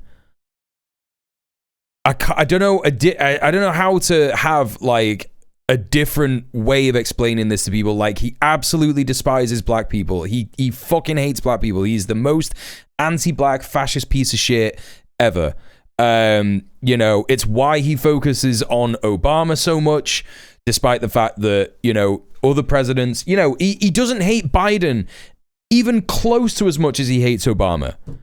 Like, he hates Obama so fucking much because even despite the fact that Obama did so much horrible, horrific, heinous, imperialist, evil shit, the drone strike president, he was like, no. He made black people in this country feel like they have, you know, some kind of power that is close to the power that white people have. Like, that's literally it, right? He just fucking hates black people. Piece of shit, racist, fascist president. Holy shit, man. 19 ICE detainees at Angola State Prison have entered the fourth day of a hunger strike to protest conditions at the newly reopened facility known as Louisiana Lockup. Advocates say the detainees are being denied basic necessities like toilet paper, clean water, and access to care. You know, these places have addresses, chat, and these places have organizations that are going to these places and you know, doing actions outside them. Anti-Racist South, Stop Cop City, give them a follow, right? Atlanta won't go down easily. Much experience learned from Cop City. Yes, and the protesters who had RICO charges slapped on them had those charges dismissed, right? That happened. I'm not saying that that's going to be the same this time around, and I'm not saying that people should, you know, not be worried about that kind of thing. However, that's a thing that's happened, right? So, I'd argue that sending the feds to DC has more to do with them getting scared of the consequences of their actions. I mean, it's got a huge black population in DC, so. Trump has a 99.9% ideological overlap with Biden as opposed to the 95% overlap with Obama. Yeah, that's true. That's true. See you around, djmuel. Yo, take it easy, young black economist. See you in a bit. Yeah, rest in power, Torchy Gita. Today marks day 5. So this was 11 hours ago. Day 5 of the hunger strike at Angola State Penitentiary in Louisiana. Here are the demands via SE, dignity, not detention. 1, medical care, mental health care, necessary prescription medications. 2, basic necessities such as toilet paper, sufficient hygiene products, and ample clean water. Visitation from ICE officers to address and remedy their grievances about the facility and prison conditions. So, if you can write, if you are based in, where is this? Angola State Prison, Louisiana? Angola is a working plantation. That place is horrible, and they sell from the farm to fast food companies. Yeah, I believe it, yeah. I believe it. I do say if you want to understand ideology in USA, foreign policy should be your primary, not domestic stuff. Yeah. Absolutely. Well, they're also fucking fascist and imperialist all over the world, right? You know? Like, what's he doing at the moment? Like, Trump is like, oh shit, we lost Bagram Air Base to the Taliban. We're going to have to go back and get it. He fucking hated Biden for taking the US out of Afghanistan. You know? USA ideology is imperialist. Of course it is. It's the head of an evil empire, right? Has been for fucking years.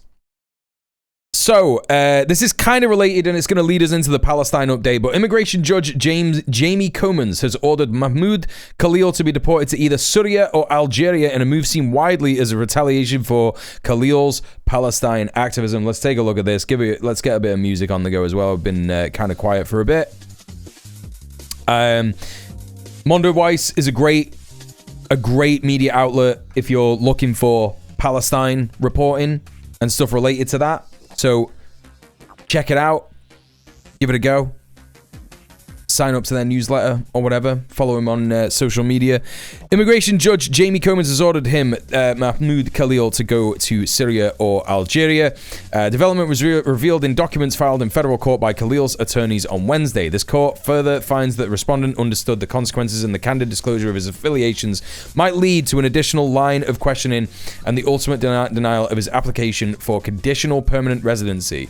This court finds that the respondent's lack of candor on his I-485 was not an oversight by an uninformed, uneducated applicant. This court finds the respondent's purposeful non-disclosure was not a misrepresentation by another, which imputed consequences to the respondent, said immigration judge Jamie Comins in her order. Jamie Comins? I don't know. Comins' order comes despite a June ruling from New Jersey District Judge Michael E. Fabias, which determined that the Trump administration cannot detain or deport Khalil while the court considers whether or not he is being targeted over his Palestine advocacy. Khalil's attorneys have sent a letter to Fabias informing him that they will challenge Comins' decision. It is no surprise that the Trump administration continues to retaliate against me for my exercise of free speech. Their latest attempt through a kangaroo immigration court exposes their true colors again, said Khalil in a statement. When their first effort to deport me was set to fail, they resorted to fabricating baseless and ridiculous allegations in a bid to silence me for speaking out and standing firmly with Palestine, demanding an end to the ongoing genocide. Such fascist tactics will never deter me from continuing to advocate for my people's liberation. Legend. Big up Mahmoud. When the immigration, prosecutor, judge, and jailer all answered to Donald Trump and that one man is eager to weaponize the system in a desperate bid to silence Mahmoud Khalil, a U.S. permanent resident, whose only supposed sin is that he stands against an ongoing genocide in Palestine, this is the result, said Ramzi Qassem, co-director of CLEAR and a member of Khalil's legal team. As plain as day First Amendment violation that also puts on sharp display the rapidly free-falling credibility of the entire U.S. immigration system. So, there you go. All right, let's check out the news about Palestine. We got so much to cover here, and how much time have I got left? I've only really got about like half an hour left, so I'm going to try and get through this stuff. The most exciting stuff is the general strike, so I'm going to try and whiz through this stuff, but speaking of whiz, I'm going to go and take one. Chat, use this opportunity to stretch your legs, go and get some meds if you take your meds, if you've forgotten to take them or whatever, and get a snack, get a drink, hydrate, all that kind of business. I'll be back momentarily. See you in a minute or two.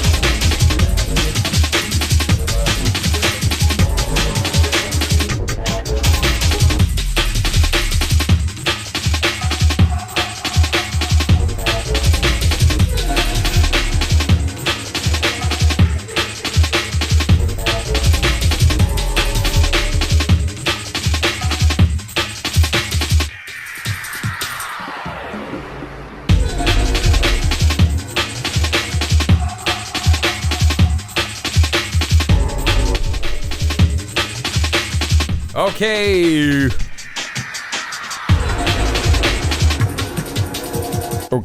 Okay. Let's head to the Gaza and Palestine update.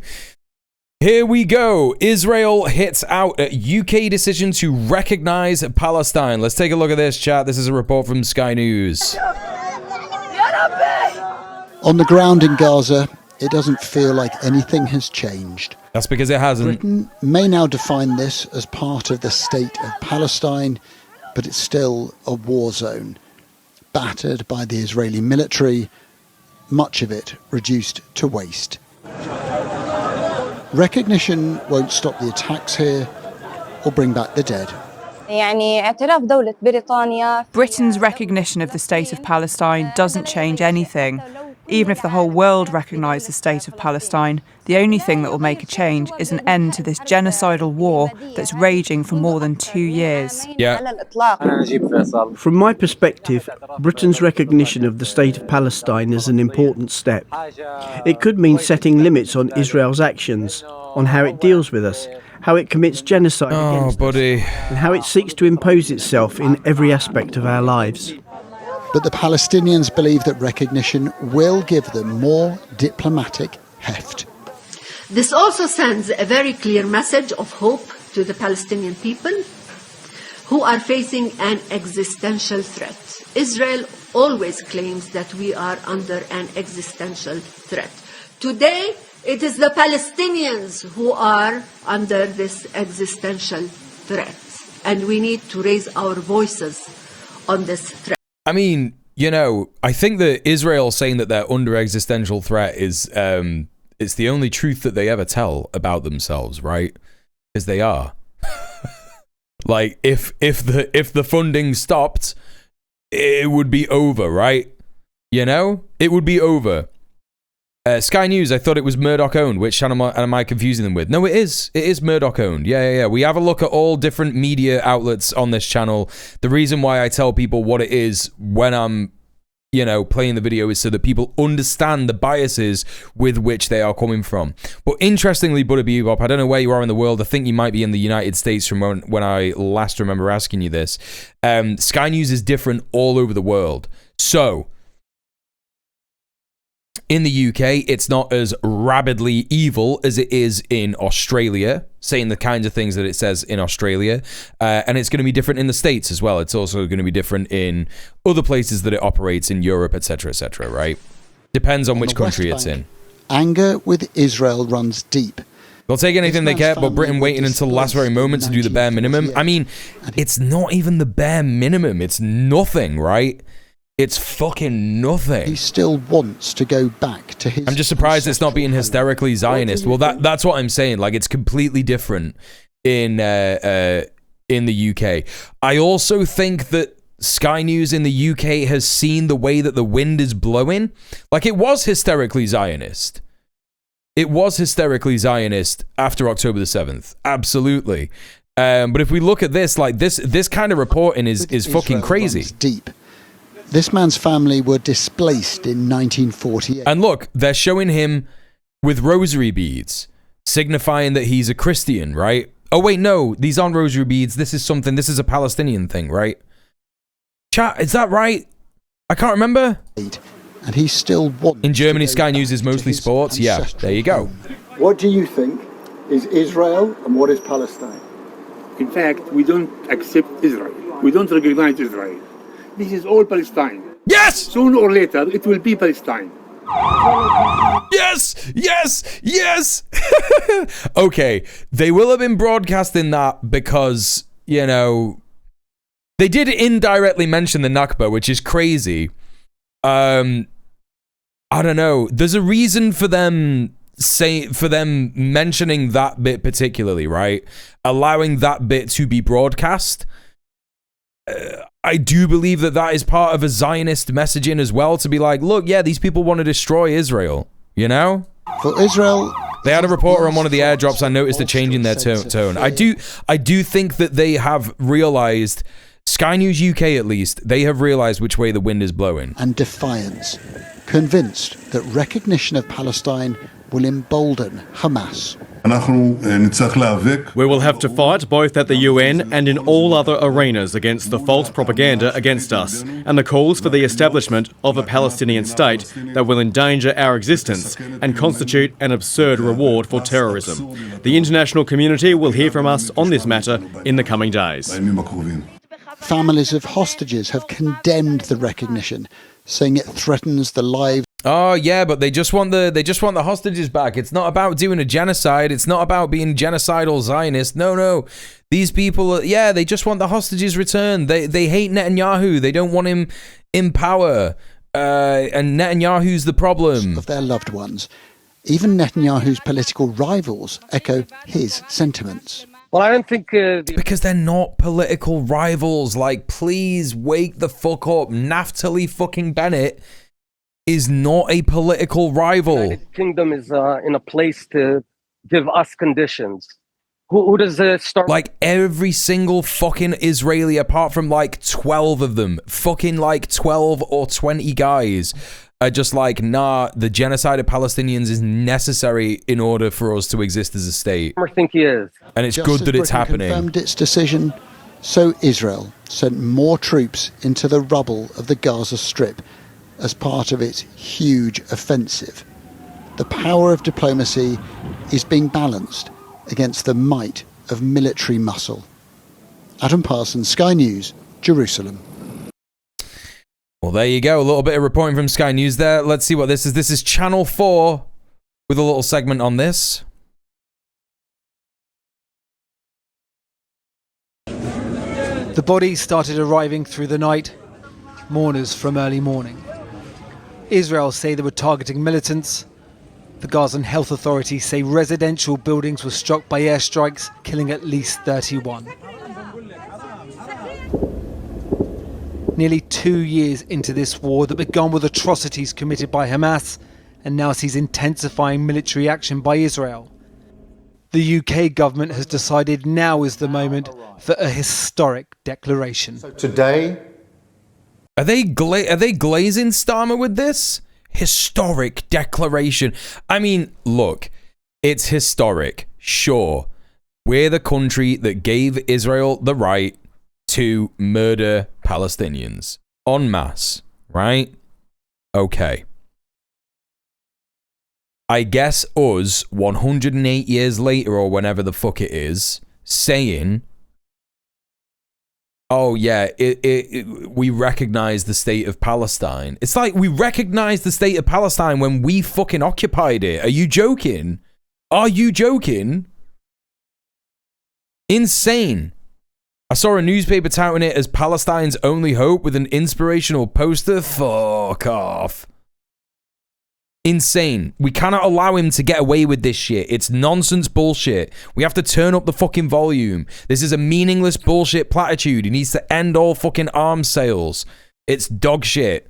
He belongs in The Hague. So does Lammy. So does Yvette Cooper. Every single one of them. Every single person in the parliament who refused to at least try and hold him accountable for this shit. To revive Get him in The Hague. Peace and a two-state solution. Evil piece of shit cunts. I state clearly... How is the two-state solution going to happen, dude? How is the two-state solution going to fucking happen? As Prime Minister of this great country... Great country. The United Kingdom formally recognises the state of Palestine. We recognised the state of Israel more than 75 years ago as a homeland for the Jewish people. Today, we join over 150 countries who recognise a Palestinian state also. There has been no let-up in this war. In July, Sakir threatened recognition unless Israel commit to a ceasefire and long-term peace that delivered a two-state solution. But it's like a meaningless threat. It doesn't do anything. It just makes them a bit mad. Today, he moves in lockstep with France, Canada and Australia, but has been criticised by the US and Israel. We will have to fight both at the UN and... Okay, we already saw this. Like, it's just fucking different news companies doing the same things over and over again. Here we go. War criminal David Lammy shaking hands with the fucking Palestinian ambassador. Okay, it's such a historic day. Shaking hands with the Palestinian representative to the UK this morning, the former Foreign Secretary David Lammy. This is not a historic day, though. He's not even the Foreign Secretary. What is happening? What is fucking happening? I guess he's doing it in his capacity as deputy leader. Carney did it too, but not stopping arms and components coming from Canada to help Israel, right? Say some families of those still being held hostage by Hamas, who wrote an open letter to the government saying today, quote, complicates efforts to bring home our loved ones. No, it doesn't. How? Explain how. I don't want to hear Lammy speak because I'm just going to get fucking mad. Fighter jet. Thank you so much. Howdy, y'all. Hope everyone is having a good day despite the current world affairs laughing face. For the 76 months. Holy shit. Thank you so much, dude. Appreciate you. And many in the Jewish community say you are rewarding acts of terrorism here. I don't want to fucking listen to him speak. Who is this? Professor Yossi what? Be realistic about without ending the war. Professor Yossi Mecklenburg, Chatham House.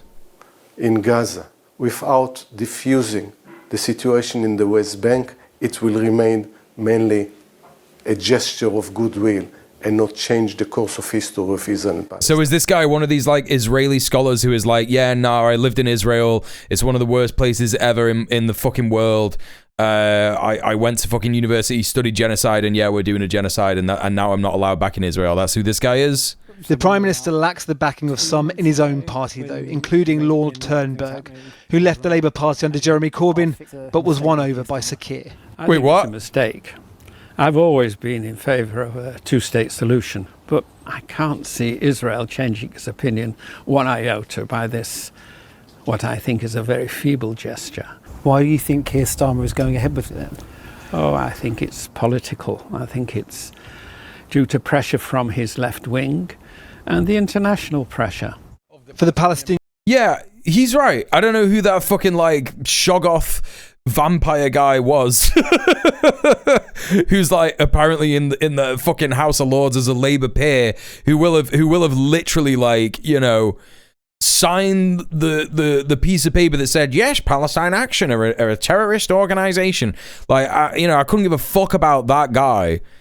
But, yeah, he's right, he is right. He's done it to placate the masses. It's so that people will be like, oh, well, he recognized a Palestinian state. Hopefully the majority of people in the world will be, like, in this country at least, will be able to see through it and just be like, yeah, what about the weapons you're still sending them, though? What about the spy flights being sent from Akrotiri? What about the spy flight? What about the F-35 fighter jet parts? What about all that stuff? What about all the fucking aid and all the fucking, lobbying groups and shit like that? Come on, man.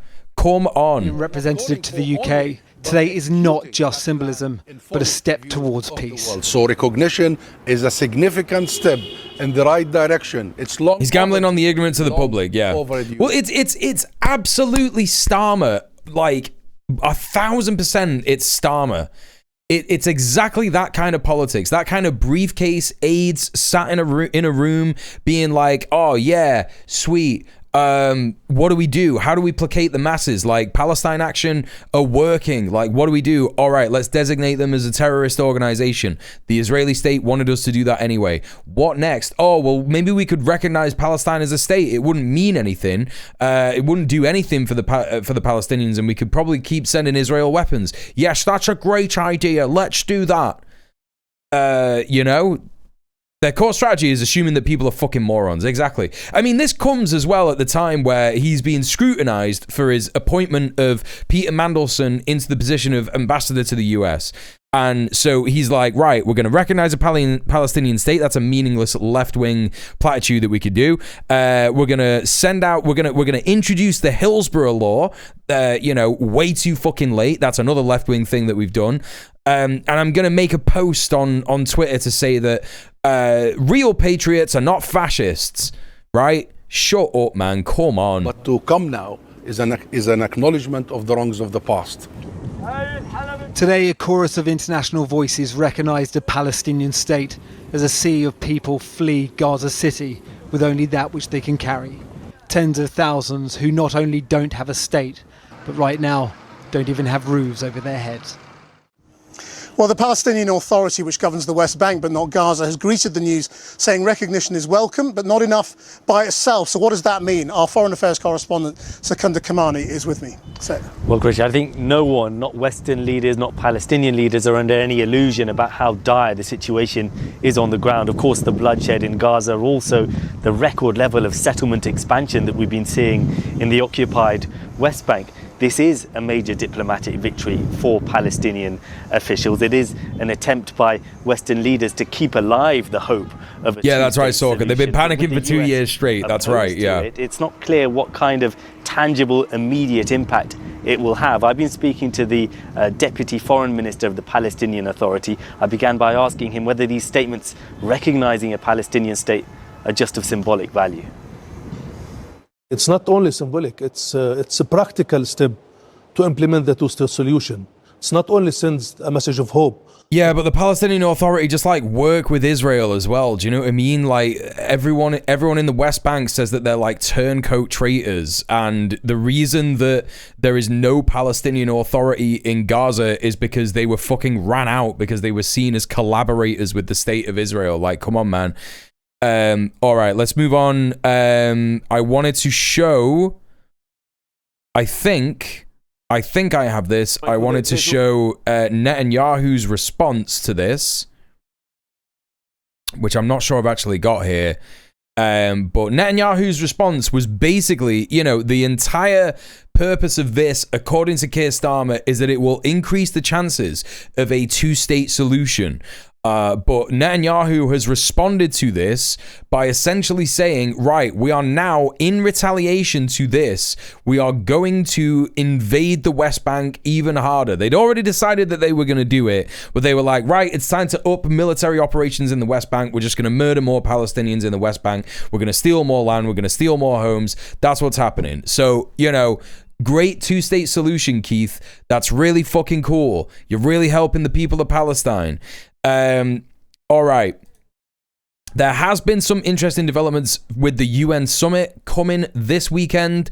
145 countries against the US as the UN votes on Palestinian President Mahmoud Abbas' video address at the UN summit. So this is actually quite interesting. So we can see here 6 abstentions and 5 countries voted against. Obviously Israel, Nauru, I don't know where that is, Paraguay, Palau, and the United States are the countries that voted against this, and there were 6 abstentions: Fiji, Hungary, Panama, Papua New Guinea, North Macedonia, Albania. So there you go. I think that might increase. I'm not entirely sure.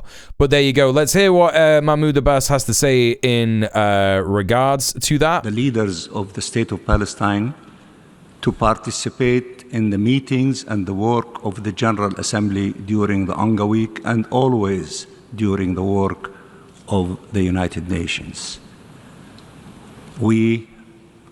Now, is a Pacific Island nation about to disappear? Israel has been bribing the shit out of them for UN votes. Okay. By the 145 countries addressed to the host country to honor and respect its obligation under the Headquarters Agreement, especially Section 11, which visas should be granted to us.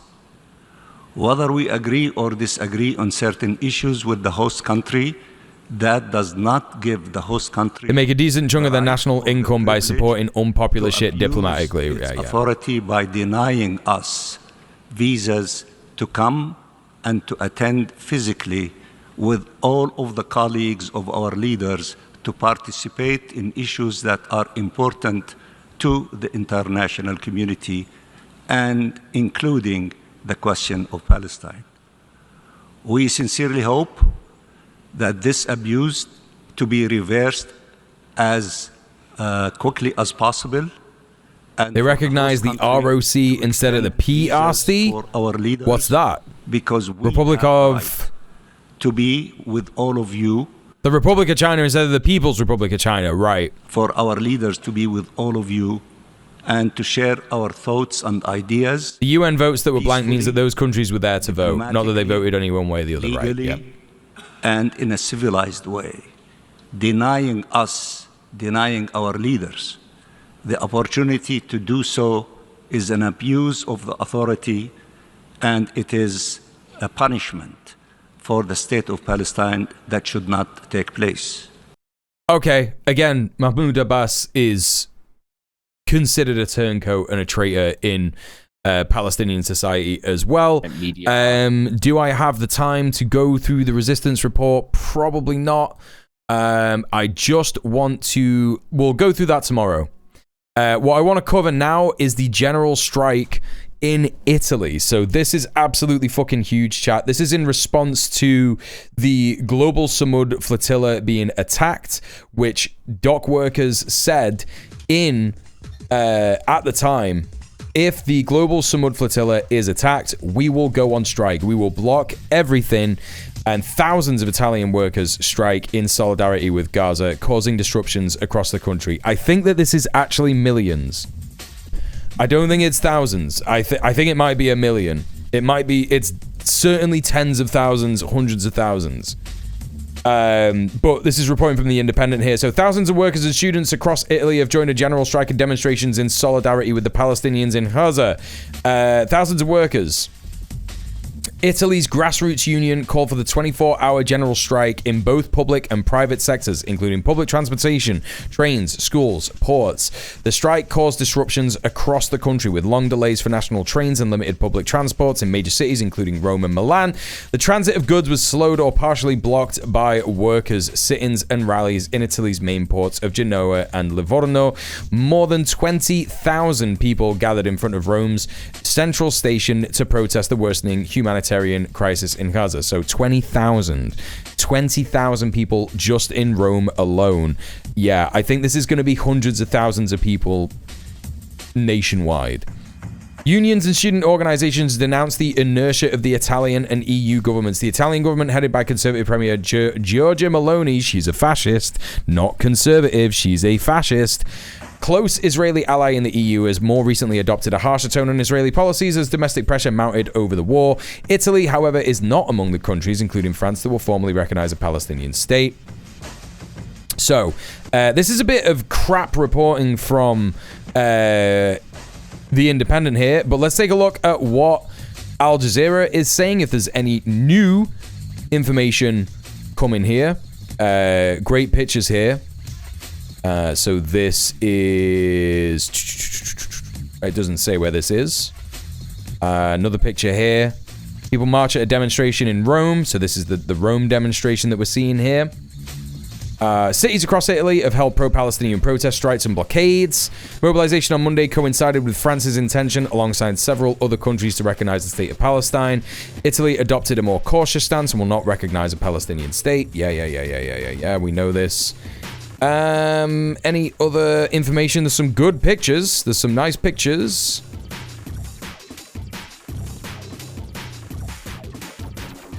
Same as here, a country isn't its people. Yeah, absolutely. I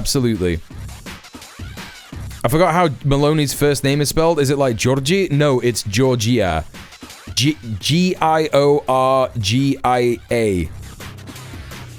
Saw a video in Torino where they did the Winter Olympics. Well, I got some videos here. There's terrible, like, you know, how cynical, how absurdly cynical are we being, right, about this? Because the mainstream media, even Al Jazeera, is not doing great reporting on a general strike. I don't think any people really fucking understand exactly what it means. So, yeah, incredibly cynical that they're not reporting on what's going on. Let's have a look at the Socialist Worker. This is the SWP's magazine. Let's see if they have managed any better reporting on this, despite being a, you know, completely infiltrated and compromised socialist party in the UK. Genoa, thousands of dock workers, supporters shut down the entrance to the port. SI Cobus Union member Fabio was at Genoa. He told Socialist Worker there were many people at the strike. In other cities, the numbers of people were more of a surprise. In Salerno, the blockade was probably even more effective than in Genoa and less expected for a smaller city. And in Marghera, Venezia as well, Fabio said there is a general climate of rising protest. The general feeling is that many more people than before, especially in the public sector, feel the need to express their opposition to what is happening in Gaza and are willing to take a step forward to do so. That's probably also also many people struck who usually don't. Striked, I think. Members of the trade unions and USB and Secobus at the port have held multiple strikes and protests previously to block arms bound for the terror state, and last week CGIL Union Federation members at the port of Ravenna refused the entry of 2 trucks carrying weapons destined for Israel. That action has now spread down the coast to Livorno port, where workers also blocked off the dock. The Palestinian people continue to give us yet another lesson in dignity and resistance, said Ricky, a protester from Autonomous Port Workers Collective. We learn from them and try to do our part. In Rome, tens of thousands of people rallied. So we saw that already. The march paused noisily outside the headquarters of the United Nations Food and Agriculture Organization, pausing again symbolically outside the Colosseum, a symbol of Roman imperial power. Made our way to the Piazza del Cinquecento. A worker advertising hop-on buses joined in our chance of free Palestine. So much better reporting from the socialist workers shit here, but let's take a look at some riot porn, chat. I believe the majority of this footage is riot porn, but I could be wrong about that. So we've got some footage here of the protests and demonstrations.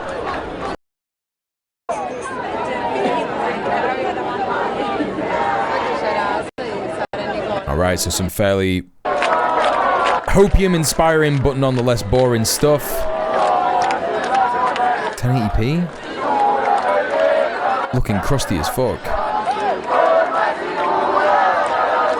So, not entirely certain where this is. Having been to Italy myself, having been to Rome, it looks like it could be Rome. I would believe that this is Rome.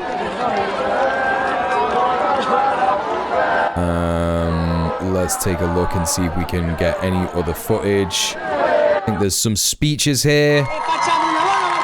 Looking like a representative from the Fire Brigade Union, maybe? Dobbiamo protestare per questo Stato che ci ingabbia, continua ad ingabbiarci con il riarmamento. Invece dobbiamo spendere soldi per la ricerca, per i mezzi di soccorso, per la sanità, perché è quello che dobbiamo fare. Noi dobbiamo essere soccorritori, noi soccorriamo. So, I don't know if there's any translation. Io ve lo dico veramente. Yeah, they're in Rome. Yeah. La gente ha perdita d'occhio fino a Piazza della Repubblica. E questa cosa ve lo dico veramente è una cosa bellissima. Tanti giovani. The people in the square are truly beautiful. La Palestina, noi non dobbiamo tacere. Dobbiamo continuare a lottare fino all'ultimo e non dobbiamo essere Dobbiamo, I think, is the protest. The protest will continue. YouTube auto translate. Can you do that? How do you do it? How do you get it? How can you get it? Palestina libera!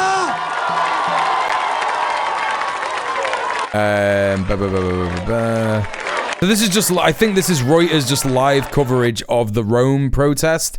Let's see here. We've got 26 minutes from DRM.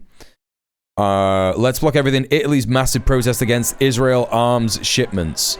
Let's take a look at this. I don't know what he said, but I like the way he said it. Subtitles language, says DJ. Wait, what?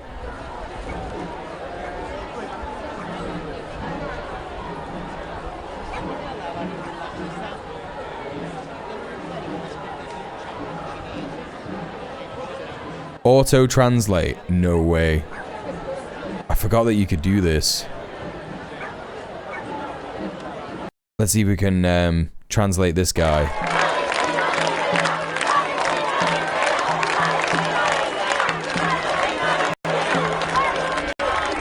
Per la Madonna, è una cosa impressionante. Fa impressione questa piazza. Io il primo pensiero però lo voglio dedicare alla resistenza del popolo palestinese. Yo, this is so based. oltre tutti gli anni precedenti, che l'esercito israeliano genocida sta tentando di cacciare via i palestinesi dalla striscia e dagli insediamenti. Sono Hailing Retro. lì e non se ne vogliono andare, ed è per questo che noi dobbiamo raddoppiare le nostre forze. Non dobbiamo avere paura, non dobbiamo avere paura di perdere il protagonismo. Dobbiamo essere protagonisti tutti insieme, non qualcuno che prevale su qualcun altro, perché il fatto di stare insieme costringerà questo governo di merda. Government di merda. Shitty government. Yeah, that's dope. That's dope. Okay, we don't have time to like listen to all the speeches. I'd love to do that, but I love that we must all be protagonists. Yeah. Yeah, I loved that particularly, Rob. That was a great fucking line right there. Let's see what we got here. So, is this Rome? This looks like it could be Rome. There's a metro there, or is that a bus stop?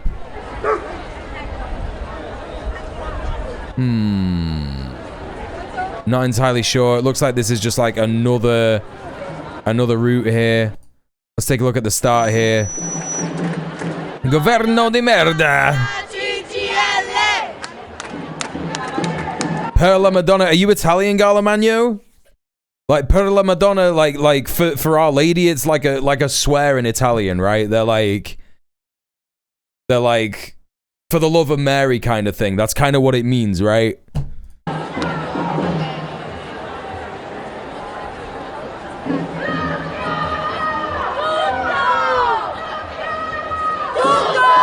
Catholic shit.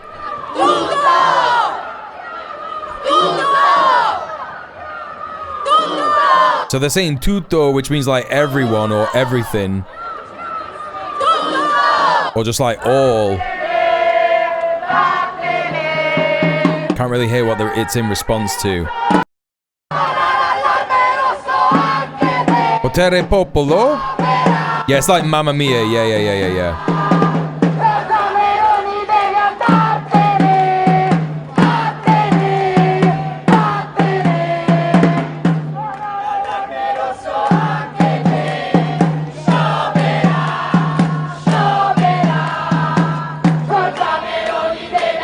Popular power, people power.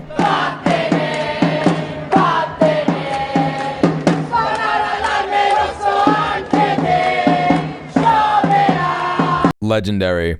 Israel are terrorists on this sign here.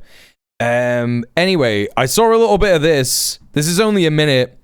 You're watching mass resistance across Italy today as hundreds of thousands hit the street in solidarity with Palestine. Comrades stormed Central Station in Milan. This is how we do it. Palestine will be free. Let's take a look at this. The tune that they were singing was When the rhythm starts to play, dance with me, make me sway, or whatever. That one, right? That's what they were doing. Yo.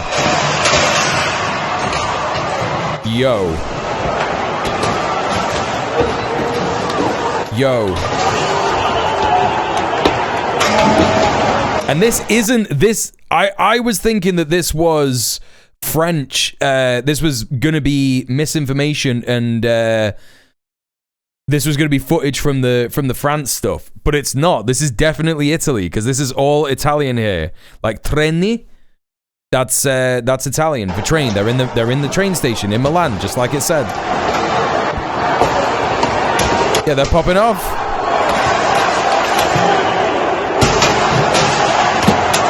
Yo.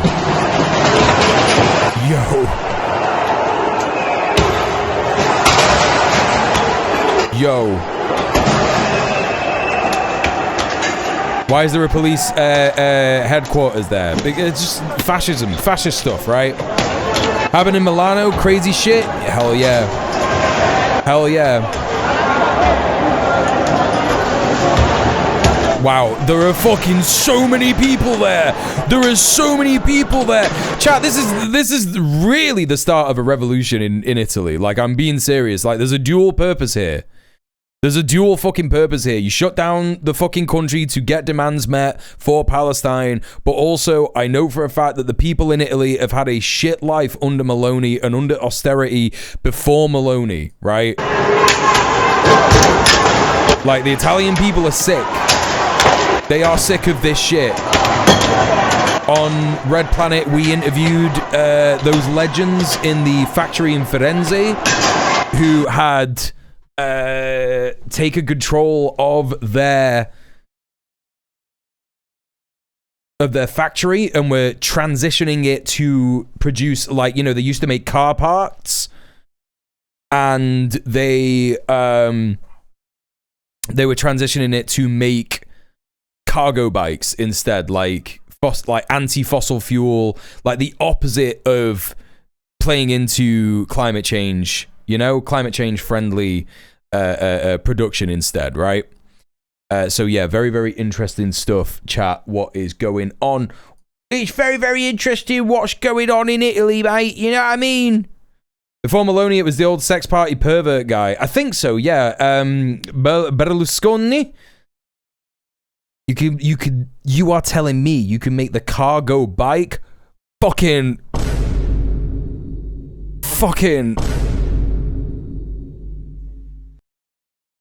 yeah, you can. You can do that. Listen, there's more Palestine news. But I don't have the time to cover it today, I am afraid. So we are going to go and... we're going to go and raid someone. We're going to go and check out someone on this fine platform, Twitch, which is definitely not banning people for making silly jokes that aren't even real. We're going to go and raid someone. Thank you so much, everyone, for all the support today. It's been really nice. As always, the streams have been going really well recently, and I really appreciate everybody's support. It's real fine and real fun and real good. Let me take a look and see what is going on. Where are we up to? Who can I raid? I took part in one of the protests earlier in the evening. Around 5,000 people participated. I've heard that the morning demonstration saw 15,000 people demonstrating in a city of 200,000. Truly an emotional day. Gallo Manu, that fucking rocks. That fucking rocks. That's so dope. Hell yeah. It's happening in Italy, man. It is fucking happening. Okay.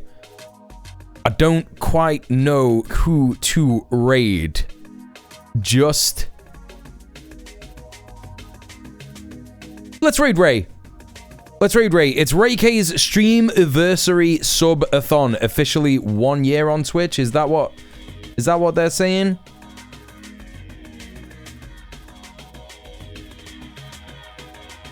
Let's raid Ray.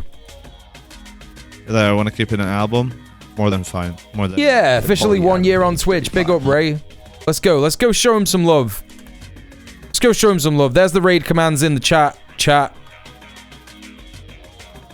If you've got the sub, copy and paste the first one. If you don't, copy and paste the second one. It should look like that. Yeah, I'll be back tomorrow, 7 p.m. till late, as per usual. I might start at 6 tomorrow, actually, because I got a whole bunch. There's a whole bunch of stuff to report on. There's loads of stuff to report on, and I want to get through it. So, yes, don't forget I got socials. Don't forget I got YouTube channels. Don't forget I got a VOD channel where you can find all the previous streams on there and all that kind of business. Please consider supporting me. But today, thank you so much, everyone, for all the subs. Thank you so much for all the follows. Thank you so much for the raid, Rob. I really appreciate that. Yeah, honestly, thank you so much. Really, really appreciate it. It's been a great stream. I'll see you tomorrow at 7 p.m. UK time. Stay excellent to each other. Mwah, and peace.